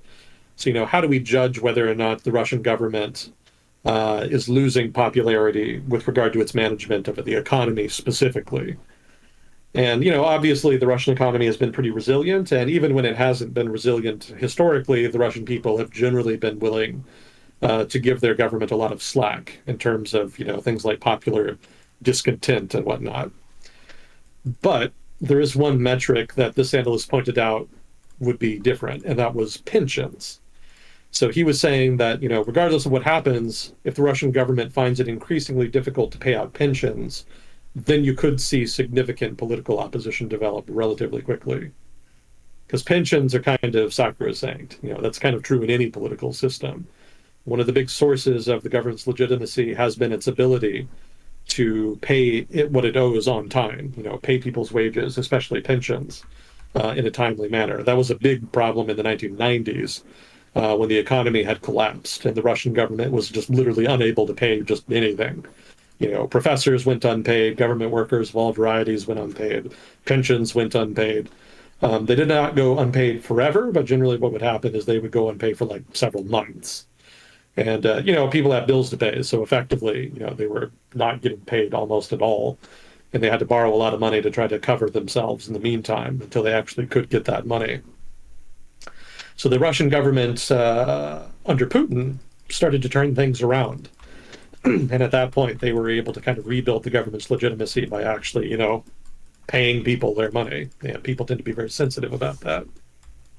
So this analyst was just saying that this is a kind of bottleneck here for Russian legitimacy. Like even if the economy remains resilient, or if production stays high, or whatever other positive metrics there may be, pension payments will definitely be a sign that the Russian government is under pressure and may possibly lose its legitimacy.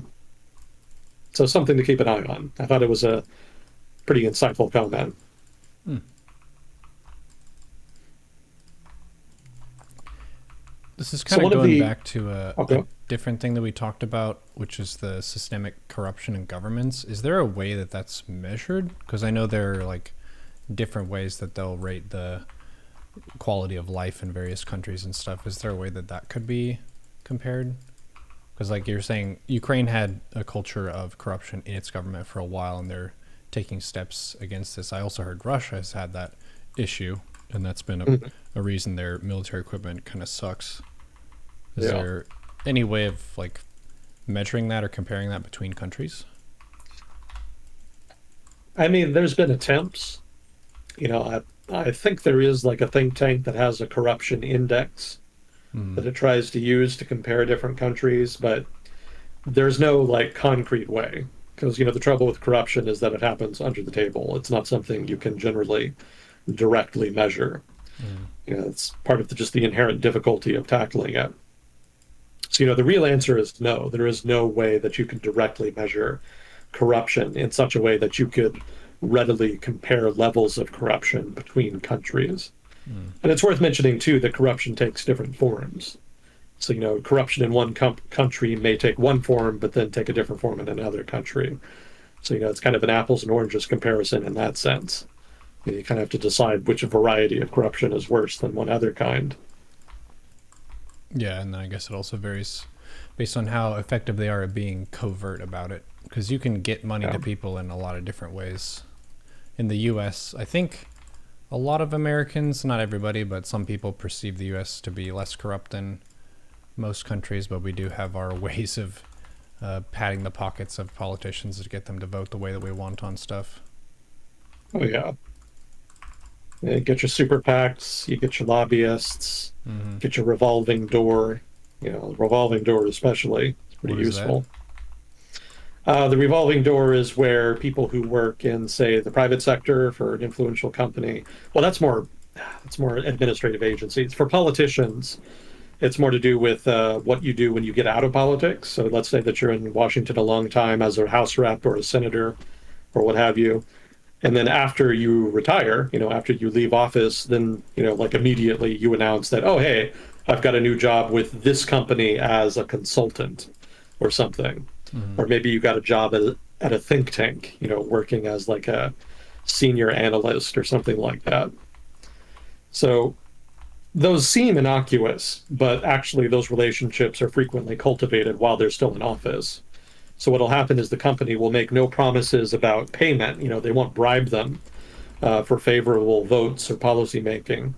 But there is an implicit understanding that if they play ball and vote in a favorable way, then there will be that job waiting for them once they get out of office. Ah, So it's not a direct bribe, but it's an indirect it's understanding. a delayed bribe. In a sense, yeah. But of course, they would very much dispute that. Well, part of the problem, though, is that you would, even if you wanted to take them to court, you would have to prove that the implicit understanding that they would have that job after they left office influenced the way they voted. Hmm. And that's inherently difficult because how do you prove how somebody votes and why? Hmm. Right? Unless you're a telepath, you basically can't. And the way lobbying in Washington works, a lot of lobbying effort is actually focused on politicians who already have an incentive to vote in a favorable way.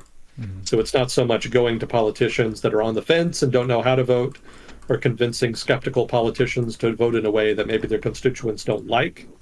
Generally, it's more about going to politicians who represent interests such that they're already going to vote in a favorable way, and then giving them information that will better allow them to say log roll, that is to say, make trades to get votes, to sell a given policy to their constituents, or otherwise to just make them more informed such that they can argue their position better. So that's kind of more the emphasis of lobbying. The other kinds of lobbying do happen. I'm not saying they don't, but most money goes to people who are already going to vote in a favorable way anyway. So in that sense, it's not really bribery.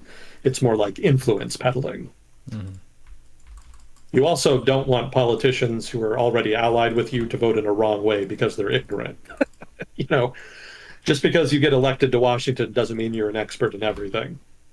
And so if you do have an ally, you want to make sure that they understand what they're voting on and how voting in one way or the other benefits you, their constituents, and themselves. Because if they don't, then there's always the chance that somebody else talks them out of it, or if they themselves, maybe just out of sheer misunderstanding, vote the wrong way, so to speak, which isn't good for anybody.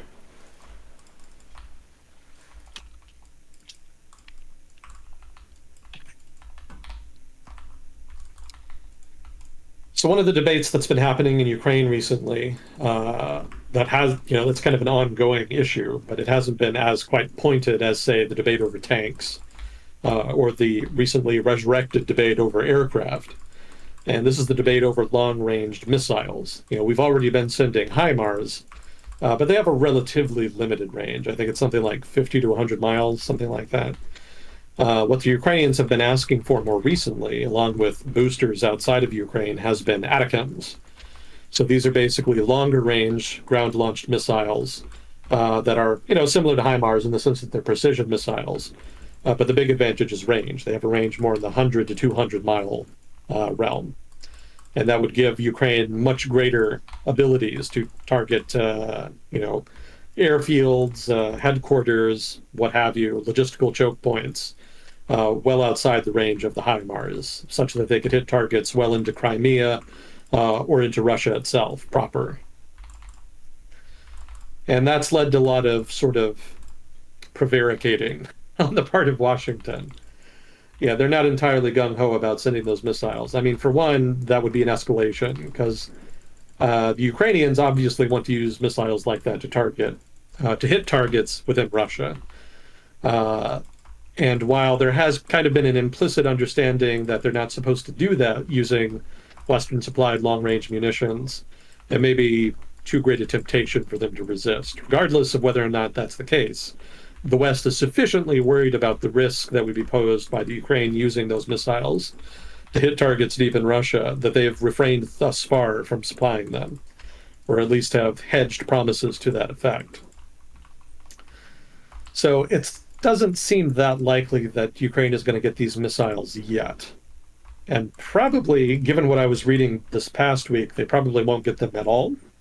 And the reason for that is that apparently the company that makes them, Lockheed Martin, does not actually produce them anymore, which means that there's a hard cap on inventories.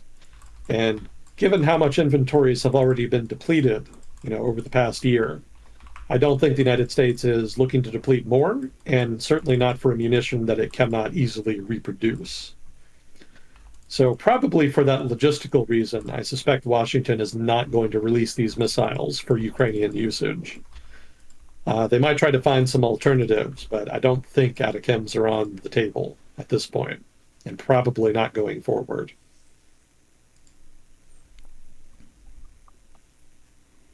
Let's see. Ukrainian offensive.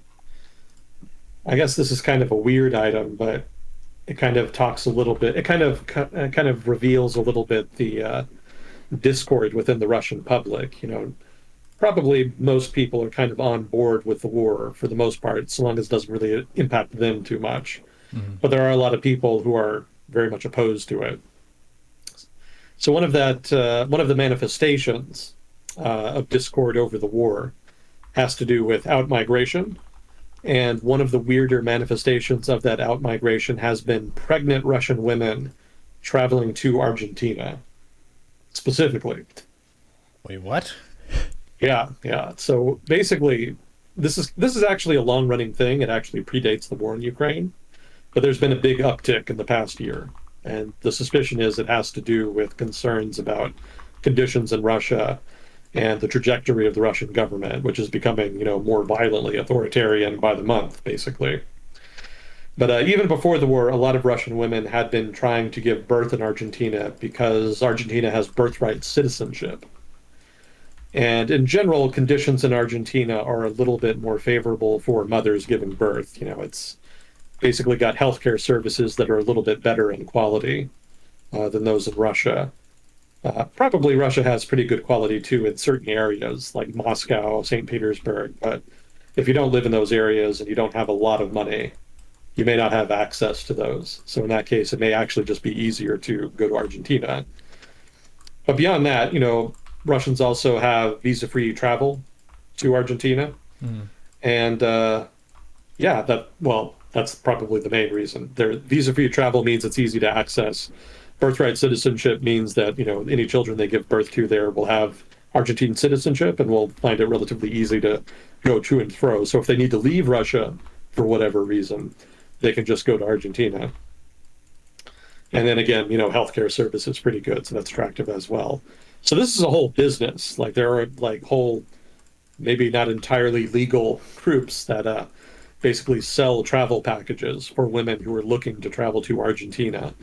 And the packages involve money to cover hospital stay. It involves hotel rooms, etc. It's like a whole business that's been going on for some years. And it's been much more lucrative lately because there's again been a big uptick in women who are looking to do this. And birthright citizenship, that means that if they were born there, then it's like really easy for them to get dual citizenship. It's not easy. They automatically become citizens of Argentina. Whoa. So it basically like the United States. Like if you're born in the United States, then you immediately become a U.S. citizen. So Oh, it's the same thing in Argentina. I didn't know There that. apparently are some exceptions to that. Weirdly, it kind of has to do with diplomats. Like if you're a diplomat and you give birth in the United States, then it's not automatic in that case. Mm. There's been some weird legal chicanery over that. But for the most part, if you are born here, then you're a citizen automatically. So therein lies the attraction for, Russians in Argentina. You can, if you want to come back, or if your child wants to get better opportunities in the future by leaving Russia, they'll have an easy out. They can just go to Argentina. Maybe not the best choice these days, given Argentina's economy, but presumably the economy will recover eventually. So by the time somebody born in Argentina this year kind of comes of age, hopefully Argentina's economy will be in better shape.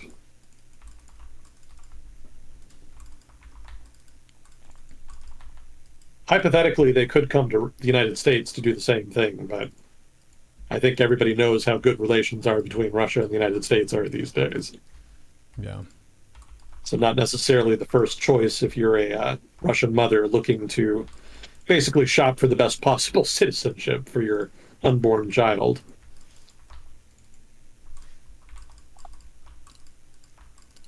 Let's see. Oh, okay. Yeah, that was it for the Ukraine update. So, yeah, we had a bit of a backlog. Took a while to get through, but we got there. Appreciate you doing that. Yeah, I would say the biggest item on that list is China. Mm. Sending the non-lethal equipment and then the prospect of them sending lethal equipment. That's sort of the biggest item I would focus on. Definitely keep an eye on that going forward.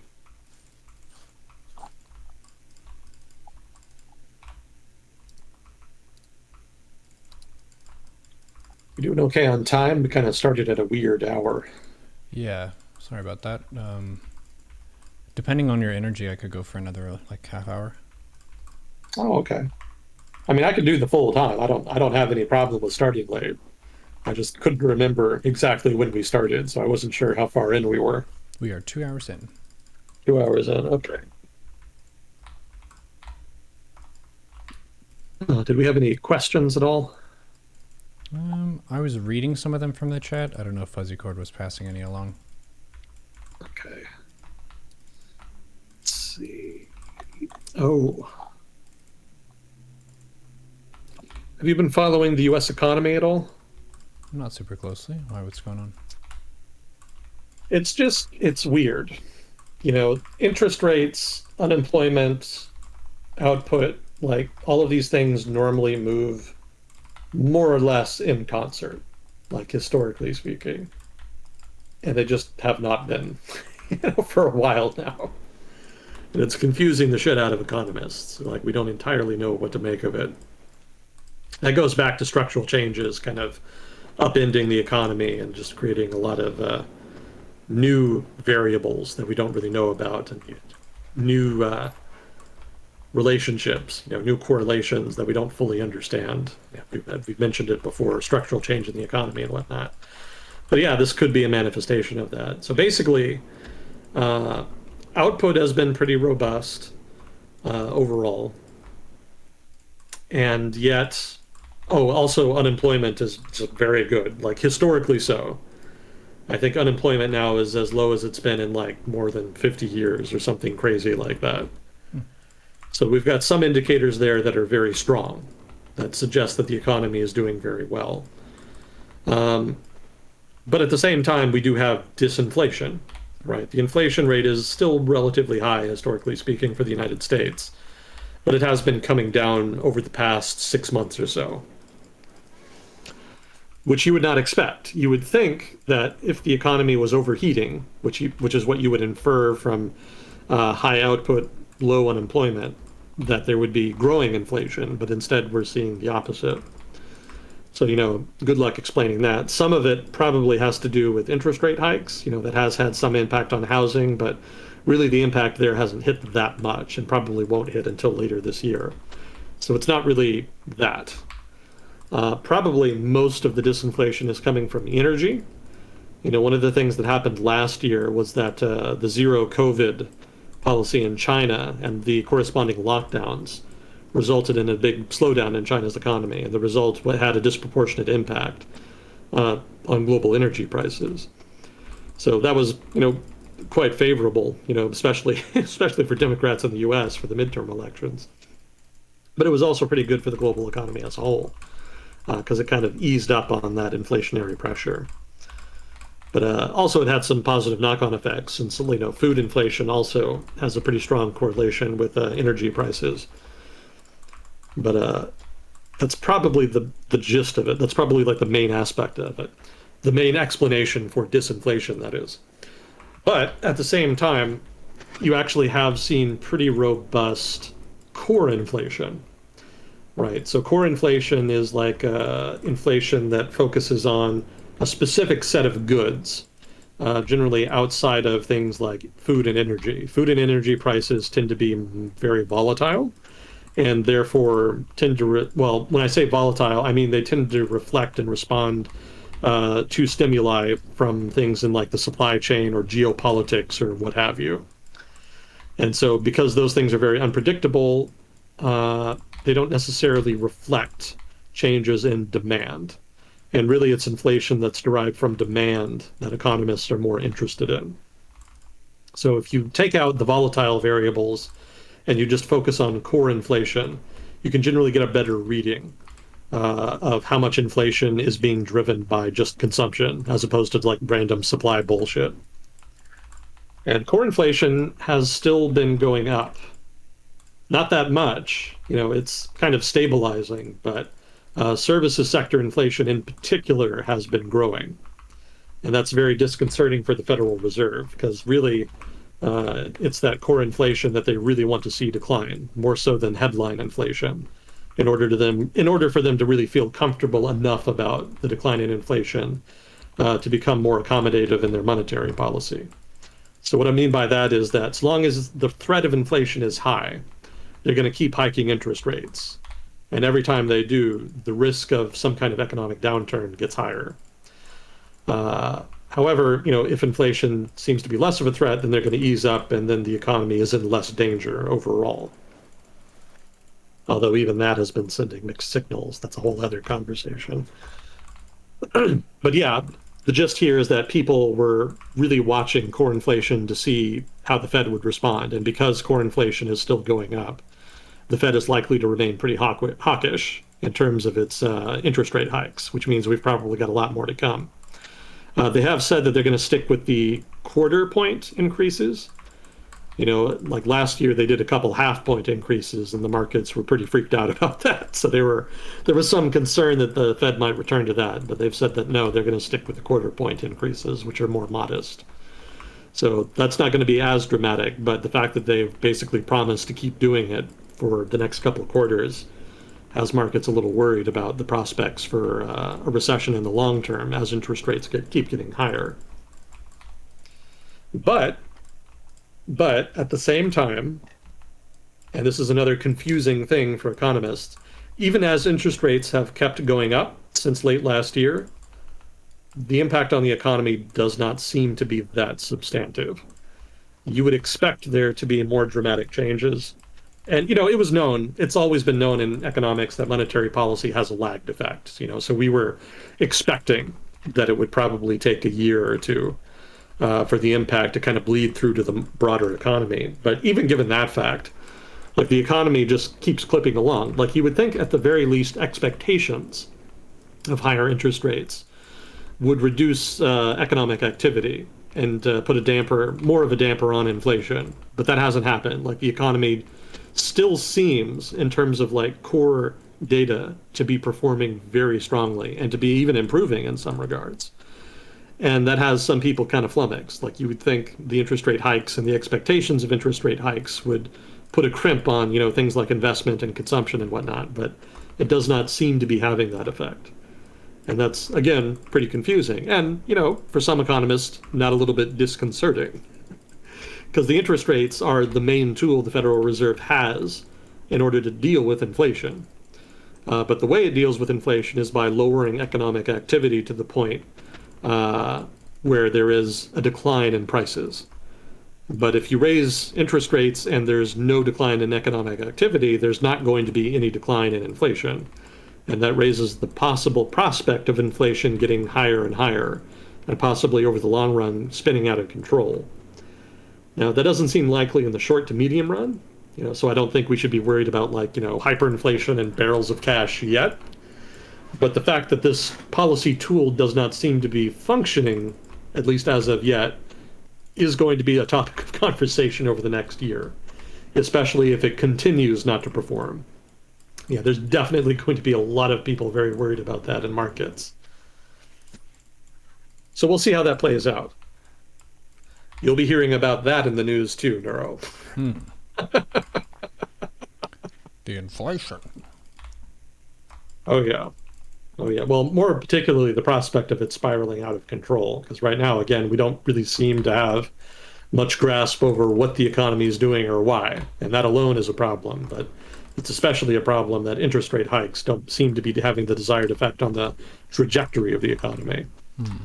It's not necessarily something to be too worried about right now. It'll be much more worrying, say, in 2024, if it's still happening. Because again, it's got a lagged effect. Interest rate hikes have a lagged effect of a year or two.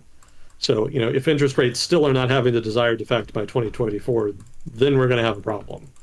At that point, they may jerk up rates really, really high in an effort to de facto crash the economy in order to prevent inflation from spiraling out. Hopefully it won't come to that, but again, 2020s. I wouldn't bet on, ideal outcomes at this point. We live in spicy times. Oh, yeah. Yeah, for markets, it's been particularly tumultuous because market expectations have basically been proven wrong every year since 2019 now. And it's really messing with the ability of major economic actors to plan for the future, with correspondingly deleterious effects for the stability of markets. If you remember, back in 2019, people were talking about a possible global economic downturn. Because in general, economic activity across the globe seemed to be slowing down a bit. It was still growing, but it was slowing. And there was an expectation that there might be a recession in the United States that could push the global economy into a minor recession. So that was the expectation coming out of 2019, going into 2020. And of course, we got the pandemic, which led to an immediate global economic crash, outright. So, early on in 2020, the markets were expecting possibly a depression or at the very least a prolonged economic downturn. And that's what they were planning for. And so, of course, that proved wrong too, because what did we get? We get an economic recovery starting in early 2021, and that powers through 2022. So, yeah, very wrong on that count. And that really screwed over a lot of companies, and it was probably one of, if not the major contributor to inflation, because a lot of companies were not expecting to need capacity, specifically productive capacity, coming out of 2020, and then they did. And that really caught them off guard, and the resulting scramble was partly responsible for higher prices. You know, they just didn't have the ability to produce because they hadn't expected to need the ability to produce. So in 2020, wrong about, the long-term economic downturn. In 2021, it was expected that the economy would continue to improve. You know, they were right about that, but they were also expecting inflation to be transitory. They thought inflation would be more of a short-run thing that was stemming from supply side disruptions stemming from COVID-related lockdowns. And we all saw how that turned out. you know, Coming out of 2021, inflation did not cool off, and it turned out to be pretty persistent. So 2022, people were worried about a potential recession stemming from interest rate hikes. The thinking was the Fed is very hawkish now. They're gonna crank up rates, and eventually it's going to crash the economy. And so that was the expectation kind of coming out of 2022. And coming into 2023, it's looking like that was wrong too. Go figure. So the expectation now is that there may actually be a soft landing, that there may not actually be a recession in the United States. The thinking now is that maybe the Fed could actually land this, and that the economy could actually recover and continue to improve while at the same time seeing lower inflation.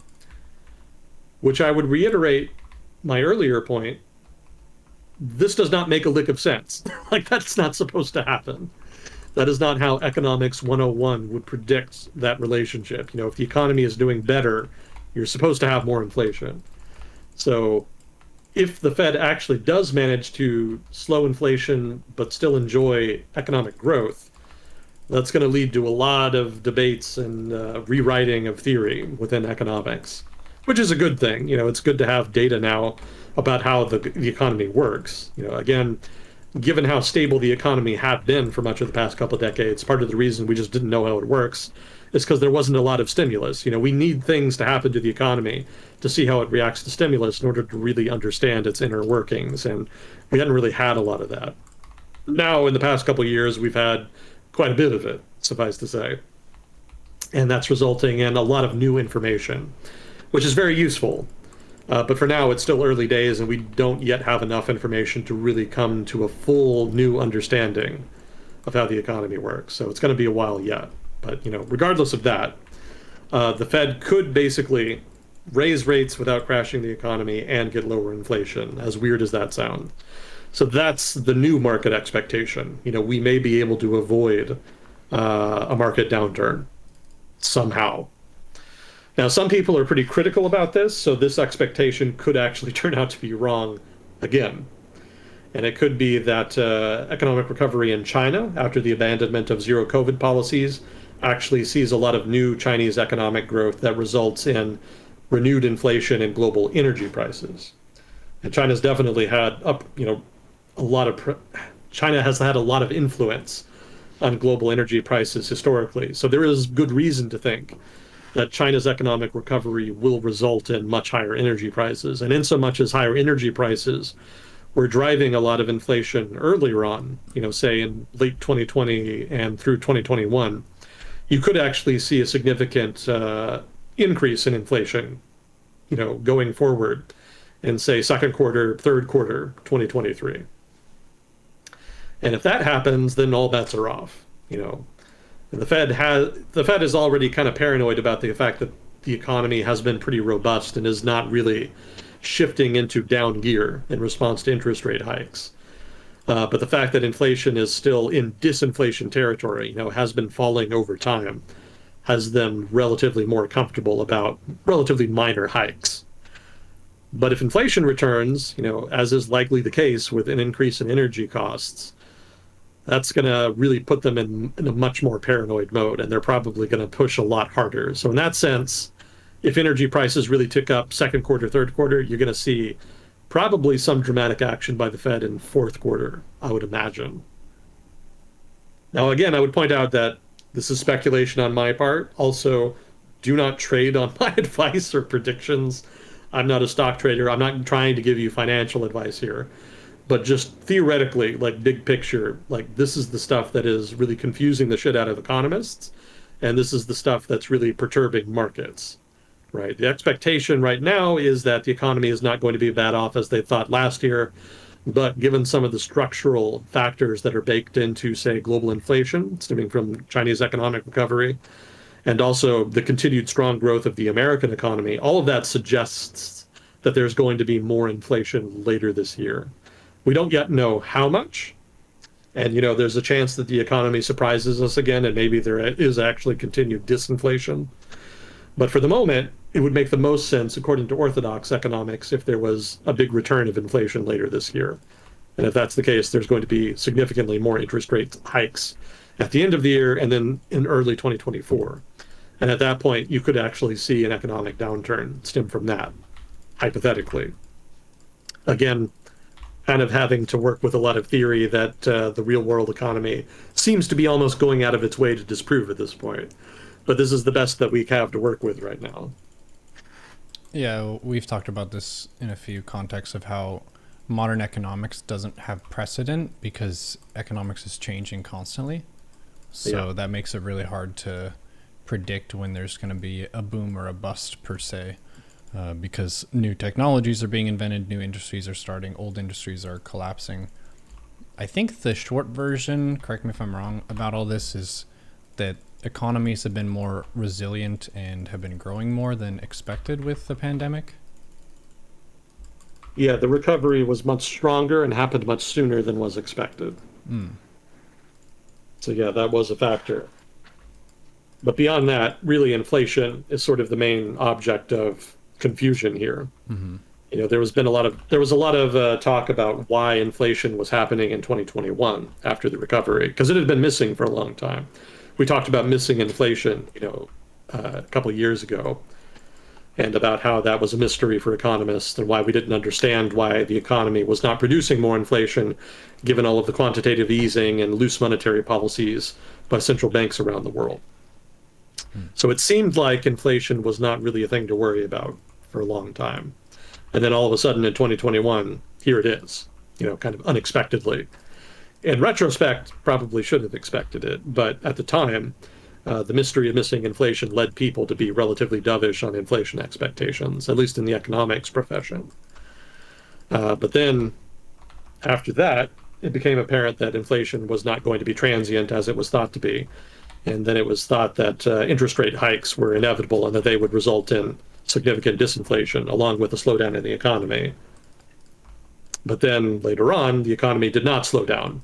So now people don't really know what the fuck to think. Like, it's just, it's basically just speculation at this point. You kind of just have to make your best guess as to what's going to happen with the economy and hope for the best. A lot of people probably are going to take relatively conservative defensive positions in their investment portfolios, but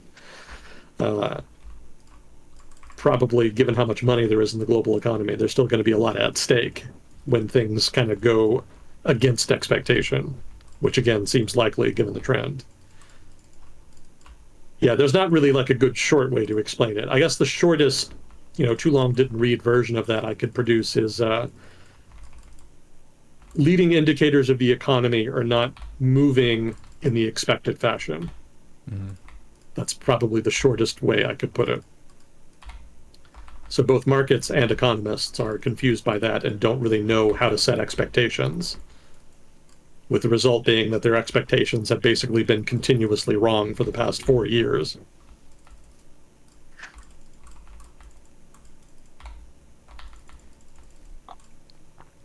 Economics seems pretty hard.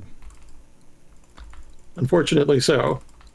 I think I saw in chat, there's a lot going on in this match, but someone was saying that they're in Germany, but they're a Moldovan citizen. And they were asking about the likelihood of invasion, which I think you touched on before. Yeah, it's not very likely. The Russian forces in the Separatist Republic, the Transnistria Republic, are pretty small.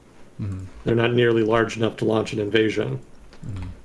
And if they did, there would probably be retaliation by both the West and possibly also Ukraine. I don't know that Ukraine has a lot of forces to spare, to invade Transnistria, but they would think about it. And I don't know that the Russians are really in a good position to kind of relieve those forces, because the Transnistria Republic is basically a Russian island surrounded by anti-Russian territory of one sort or another. Mm-hmm. The Moldovan government is pretty hostile to the Transnistria Republic, and obviously Kiev at this point, not particularly endeared to Moscow either. So I don't know that the Russians are looking to escalate things there. They would just have no way to get their troops out or to reinforce them or to resupply them. I'm not even really entirely sure how they're resupplying them now. I have to imagine they're just going through Moldovan territory. So presumably Moldova just doesn't feel like it has the power to just eject them like it might want to. But that doesn't mean that the Russians are going to be super aggressive there. If they do anything, it's going to be espionage. If they try to overthrow the government, like some of the rumors are suggesting, they would do that in a clandestine fashion, operating through agents of one sort or another. But I don't think an outright invasion is in the cards. But maybe some light spycraft. There you go.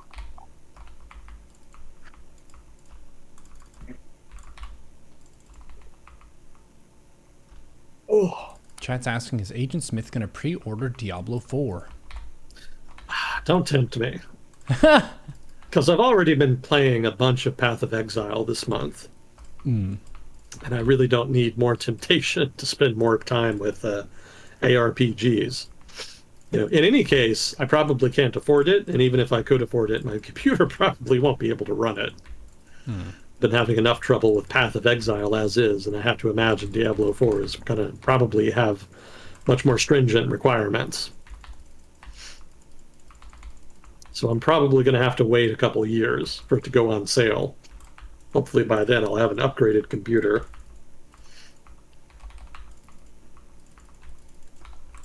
Stop tempting the man. He's trying to focus. Kind of. And there's plenty of other distractions. One of the reasons I kind of got out of Path of Exile was Stellaris more recently. I felt the call, Neuro. Ah. Happens sometimes. Yeah, I tried to. Well, the thing I've been doing the past couple playthroughs has been designing my own races, just to kind of come up with some new combinations and kind of makes things a little more interesting. How do you make it unique? I don't really know too much about that game. You can. There's a whole bunch of stuff you can do. Like every civilization has its own ethics, and so you can choose between different options that give different bonuses. So you can choose ethics that kind of complement each other and give bonuses that are kind of give you a big edge in whatever particular style of playthrough you're going through. Like if you want to be a warmonger, you can get ethics that kind of give you bonuses to combat and stuff. If you want a more peaceful playthrough, you can kind of do something that gives you utility bonuses, or you can do something more of an economic playthrough type focus. That's stuff that gives you bonuses to money and things like that. So you can be very utilitarian, but you can also do kind of a role-playing thing and just kind of pick ethics that fit whatever kind of civilization you're trying to role-play in a given playthrough. It's a very flexible game. You can play it like all kinds of different ways. But ethics are one way to do that. You also get traits, which are a little bit different and are also a little bit more narrow. And you can also vary sort of the species type. Like you can do lithoid, which basically means they're sentient rocks. You can do like a bug race. You can do humanoid. There's like a whole bunch of different ones that you can do. They don't necessarily have much impact on gameplay, unless you want them to. But in general, that has more to do with like environmental preferences and what kinds of planets you can settle. There's also starter. What was it? I forgot what it's technically called, but basically your civilization's background is actually another variable. Usually people just go through peaceful unification, which is just bare bones. That means your people developed and eventually they formed a one world government, and that's roughly where you start the game. But you can actually do others. And the one that I actually picked for the recent playthrough was a doomed planet. So with doomed planet, your planet actually explodes after 40 years Whoa. from the game start. So you have about 35 to 40 years to move all of your people to another planet, which is kind of a short time frame. I thought 40 years would be longer than it was, but I found myself kind of pressed up against the deadline more than I was expecting. Did it say So what the that, catastrophe was that was going to destroy your planet? not really, basically just natural, is unstable tectonics, whatever. They didn't really specify exactly. It's more about the challenge of having to relocate your home planet. That's more the gist of it. So I actually went with that. And I added on another layer of difficulty by choosing aquatic as a species trait, which basically means that you get high bonuses if you're on an oceanic planet, but really huge penalties if you're on a non-oceanic planet. Well, a non-wet planet, I should say. You know, tropical is technically fine, but it basically narrows the range of planets you can settle effectively. And that's kind of a bad penalty to have if your planet is about to explode, 35 years after the game start. So it really kind of puts the pressure on to find a fitting planet. So I had to invest very heavily in exploration very early in the game. Yeah, fun playthrough. It's an interesting challenge. Aquatic plus doomed planet. Definitely recommend that for people looking to try something new in the game. How long does it take you to do a quote playthrough? There's no stopping point. Like there is no logical endpoint to a Stellaris game. You basically just quit when you want to. Technically, there is an end game crisis that happens after the year 2400, which is roughly like 300 or 400 years into the game. That's generally a ball buster. Unless you really have to know how to manage those, and they can definitely shake up the galaxy. But even after that, you can keep playing if you want. You kind of set your own goals. If you want to become like master of the universe and control all of the systems, you can do that. If you want to purge the galaxy of a particular race, you can have that as an objective. If you want to unify all the civilizations in a single federation, you can try that. And there's lots of different little mini role-playing type objectives that you can have. And generally, those are actually more fun than just playing the game like you would a normal 4X builder. It's a sandbox, I guess you could say. It's kind of a sandbox style 4X builder. So that's really more where the fun comes from. Cool. So it seems like it gives you more customization. Endless Space would be my closest reference for Oh that. yeah, Endless Space is very different. That's more of a traditional 4X builder. You have your starting position, then you expand, and then you either maybe you have a militant playthrough. Well, maybe you have a very militant play style and you want to go to war with everybody, so you can do that, or maybe you just focus on developing your economy or whatever. There's different victory conditions you can kind of go through, but yeah, that's a more prototypical approach to the game genre. Stellaris is more for people who are looking to pretend to be Cleons, or to have a Star Trek type playthrough where they're pretending to unify different species in a federation, or maybe Star Wars where you're at war with an evil empire, like stuff like that. There's endless variation. You can do all kind of people who play 40K love it. you know Lots of 40K people playing xenophobic play styles and playthroughs. So whatever your pleasure. And it does have a strategic element to it. So if that's what you're looking for, you can still enjoy that. If you want to just like play through the challenges and then quit after the end crisis, you can do that. But I guess that brings us back to your original question: how long does it take? It depends on how much time you want to sink into it. Like if you just want to quit after the end crisis, then you're probably looking at maybe a couple weeks. Like if you're a normal human who has normal responsibilities and you just like play over the weekend or something, then yeah, probably you'll get a couple weeks out of it. If you really want to play hard, then maybe just like 1 or 2 weeks Yeah, on but the it short sounds like you side. can go for a lot of different objectives, so it's not really a Yeah, one and done. You can try to win in a lot of different ways. That's cool. yeah, and you can drag it out too if you fiddle with the settings. Like in terms of the galaxy settings, there's a lot of variables you can mess with, like how big the galaxy is, how many civilizations there are, how long it takes to research technology. You can actually make it take longer to make technology more valuable Mm. and to also just reduce the general level of technological advancement over the course of a given playthrough. Mm. Shape of the galaxy is another one. You can control the number of advanced civilizations. There's like advanced civilizations that are like light years more advanced than like you and your other peer civilizations, and generally they just kind of fill the map and block travel. Mm. But sometimes they play a role later in the game. Like in the late game crisis, they can be important to defending against the crisis, or they themselves become the crisis and then they invade everybody, and you have to fight a civilization that's like 500 years more advanced than yours. Mm. So you can reduce the number of those in the game to zero, or you can make a whole bunch of them. You can fiddle with settings on advanced start. So some civilizations randomly are more technologically advanced. That basically just adds challenge. And there's a whole bunch of stuff I don't even remember. Most of it I don't even mess with. Some of it breaks the game. Mm. Some of it actually, if you mess with it, it actually gives you a message that say, "Hey, this could really fuck with the game's memory, so be careful with this." The way the game works is that it actually scales up the amount of time it takes for population growth to happen over the course of the game. So population growth actually happens more quickly the earlier in the game you are. By the time you get to the end game, it takes a really long time. And they basically do that to make population management more manageable. And that was actually a problem that had been kind of brewing for a while, but over the course of the game development, it just got to be unmanageable. Like the populations were growing so quickly in empires that players found it very difficult to manage it. Like they just didn't have enough resources to keep up. They couldn't find enough planets. And the best they could do was just to naturally inhibit growth.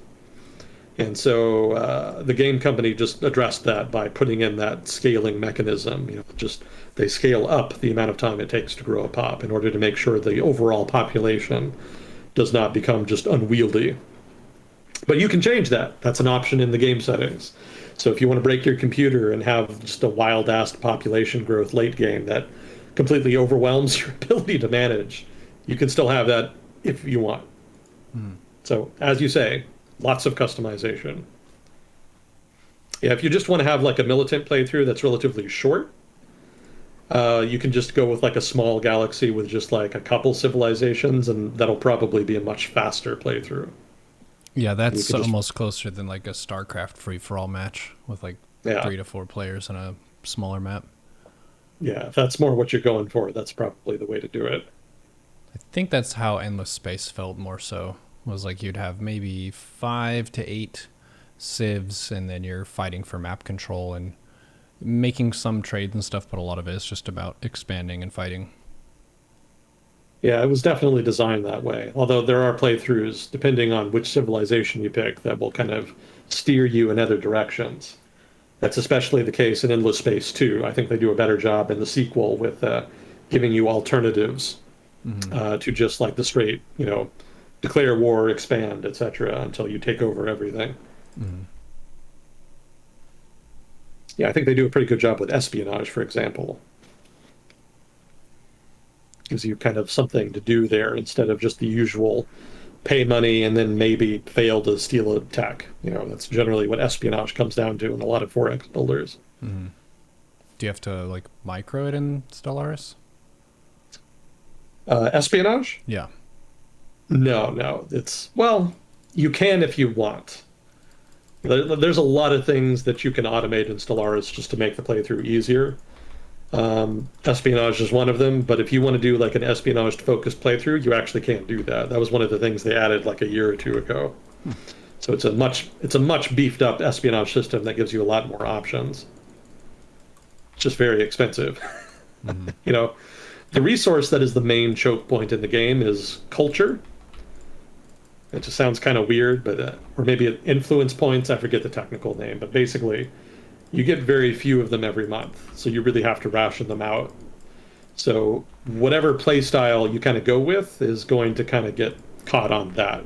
Mm-hmm. You're not going to be able to just do multiple play styles because invariably you're just going to run out of influence points. You're just not going to have them. So you do kind of have to. Influence points are basically the game's mechanism to steer you towards a given play style. That doesn't mean you can't try multiple play styles, and if again, even a given within a given playthrough, you still can, but it's going to be suboptimal, right? Mm. You'll be able to get a lot more out of your influence points if you're focusing them on a given specific area that kind of plays to your strengths. Mm.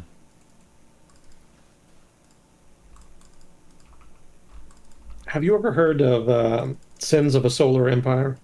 No. No, okay. I almost bought that for you. I got you a bunch of 4X stuff a couple years ago, and that almost made the cut. But that's definitely something I think you would like, because while it does have 4X builder elements, it's actually much more of an RTS. Hmm. Yeah, effectively it is an RTS, When was it made? but it's Sins of a Solar Empire. Oh, when was it made? Oh, it's actually an older game. Huh. It was like 2010, maybe something, probably even earlier than that. Hmm. I think development stopped like around 2014, 2015, something like that. Mm. Yeah, but I think people do still play it. It's definitely a pretty well designed game overall. So, it's got its user base. And, even if you can't find somebody to play with, the AI can give you a challenge, Mm. especially if you're doing one of those like massive maps, which are just crazy. Yeah, that's going to be a long game, though. It's not like an RTS in terms of the time you put into it. In terms of time you have to use to play through a given playthrough, it's definitely more like a 4X builder. Mm. But the way that you play it is very much an RTS. You have armies, you micromanage them, etc. You have resources you have to economize. The build of your fleet, the balance of different ships, like all of that is, relevant. So in that sense, you would probably find it much more familiar Mm. than say like most other 4X builders. Yeah, definitely give that a try if you're looking for something new. Chat's saying 2008. Oh wow, okay. Yeah, I did have vague memories of playing that like in college, like tail end of college. Mm-hmm. So yeah, that sounds about right. Definitely remember some long weekends trying to play through that.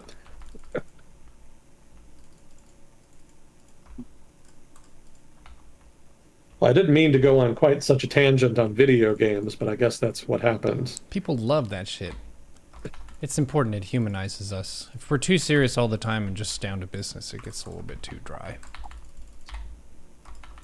So we got some Marvel Cinematic Universe and some Yeah. 4X Builder RTS game discussion to There you go. spice the stew. Yeah, I'm still on my Dota kick recently. It's a really fun game. I almost wish I kept a spreadsheet a little bit sooner just to get a sense of the different kinds of banter that you receive from people. One statistic that I would really like to see is just the number of times for the number of matches that I've had where a person told me not to play that hero ever again. That's a really common way to BMs want to say, "You're so bad, you should never play that ever again." And yeah, it's pretty par for the course. People don't say that in a lot of other game communities. Dota is specifically or particularly venomous, you could say. That's kind of part of the culture they've developed, which is just be so brutally mean that you cause the enemy team to make mistakes and play worse, which is technically valid if you don't factor in the ethical cost of doing that. But yeah, it's a really regular mental game challenge. And if you're someone who has experience in other strategy games and you can interpret why certain losses happened, you do notice a lot of blame shifting behavior where a person will more or less tunnel vision and go on a rant about how much you threw the game, but they won't acknowledge any of their own mistakes, which makes it a very one-sided kind of conversation. Yeah. Well, MOBA players are not known for their emotional intelligence. Could say that again. They do have Makes me- behavior score and stuff in the game. I kind of wonder. Really? Yeah. You have a lifetime behavior score. It basically looks at your last 20 matches that you've played and sees how many times you've been reported. And it also factors in, I think, abandon. So if you like quit a game prematurely, you also get a minus to it that way. But if you think about a game space like that as a training device for yourself to get a tougher mindset, then it can be pretty good. But if you go into expecting to find nice, happy buddies to enjoy online games with you, it's a wrong room. But I like the game flow of it a lot. It feels very merit-based, where the better team wins, and there are a lot of different strategies you can employ. It's always on the same map, like the landscape of how the lanes are and where the big gorilla guy is, or Roshan or whatever. I guess he's not a gorilla, he's like a dragon humanoid thing. But the map is always the same, so you would think it might get kind of boring, but they have over 100 heroes, and there are a lot of different ways that the match can play out as a result. So you do have a lot of strategy and decision making about where you want to take fights based on when the different heroes are hitting their prime. So it's a really fun thinking game in that sense. Even got my girlfriend to try it out recently, and she liked it quite a bit. That's pretty cool. Yeah. Well, hopefully it doesn't result in the breakup of the relationship. I wouldn't want the toxic culture to ruin it for you. Yeah. Well, she got plenty of warnings, but she's very tough when it comes to that kind of thing. It's kind of interesting. Like when people BM, it's not so much like an ego thing where she's like, wow, I can't believe they said this. It's like, man, these people have no manners at all. Well, savage lands of the internet, I guess. Yep. Say the V. There are a few people who are getting into Dota now that have a better track record of being respectful and well-mannered and that kind of thing. Grubby's another streamer that a lot of people watch who also was involved in the StarCraft community for a long time, and he's been playing a bunch of Dota, so he's setting a good example, which is cool. Nobody playing HOTS anymore? People do still play it. Who was I watching? There's some streamers who play that as their MOBA. I don't know of that many people who will play multiple MOBA games. Everyone kind of finds out which one suits their tastes and then also what their friends are playing. I think that's the other key factor there. Yeah, quite a few people still play HOTS. Anyone in the chat still play? Yeah, do they still, they actually still prevent you from communicating with the other team? Oh, in Heroes of the Storm? Yeah. Oh, I didn't know that. Yeah. Can you yell at your own team? Oh, well, yeah. Okay. But they don't have any voice chat. Oh, I did not know that. So you have to type out your BM. Right. Actually, I do think they added voice chat functionality, but you have to opt into it. And nobody ever does. Mm-hmm. Like, I think maybe like once or twice in the time I've been playing it, somebody tried to use it, but it's kind of weird when you're the only one. Yeah. So I guess that means the pro scene would have opted in and used that, but Well, the pro scene was already dead by the time they did it. Oh. This was actually after they had abandoned efforts to make it like a competitive professional type thing. Mm-hmm. Yeah, I think they added the functionality for voice chats like 2020, something like that. 2021, maybe even. Relatively recently. Yeah, so it's a newer feature. I'm surprised they bothered at all, given how little effort they've been putting into it the past couple years. But I guess I shouldn't complain. Maybe Microsoft will update it if they ever buy it. They'll probably just trash it. Probably just figure it's cheaper to get rid of it completely, but we'll see. Mm.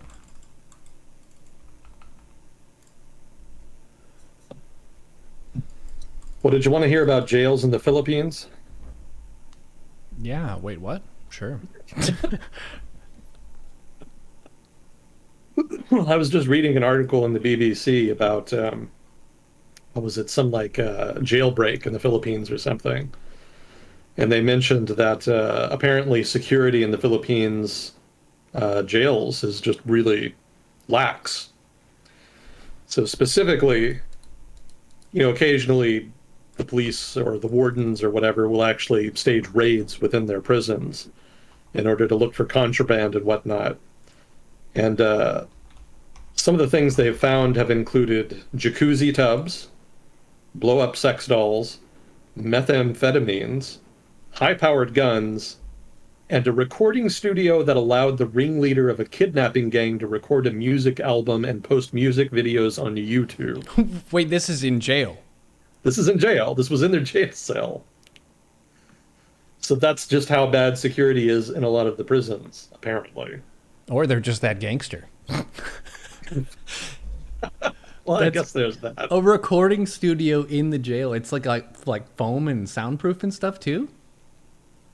I don't know if they go that far, but maybe. I wouldn't put it past them. Apparently, that is feasible in the Philippines. Chad's saying jail more like a hotel. Wow.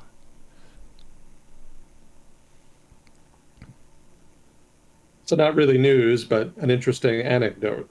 We like funny items here. Escobar stuff.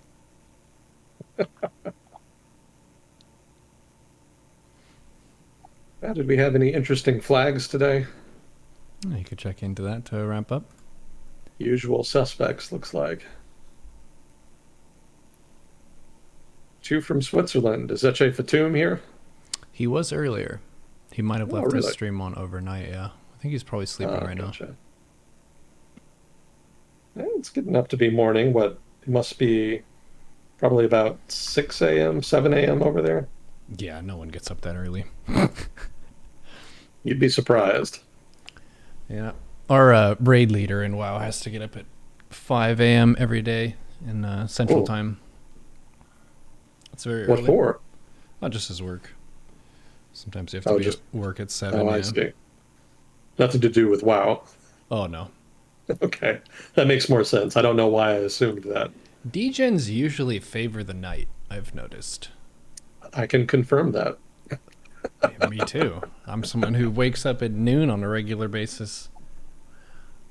I'm kind of curious why that is. One of the things that I kind of suspect and I'm not super sure about is I really like the quiet of evening where it feels like people have gone to bed and you're not going to be bothered.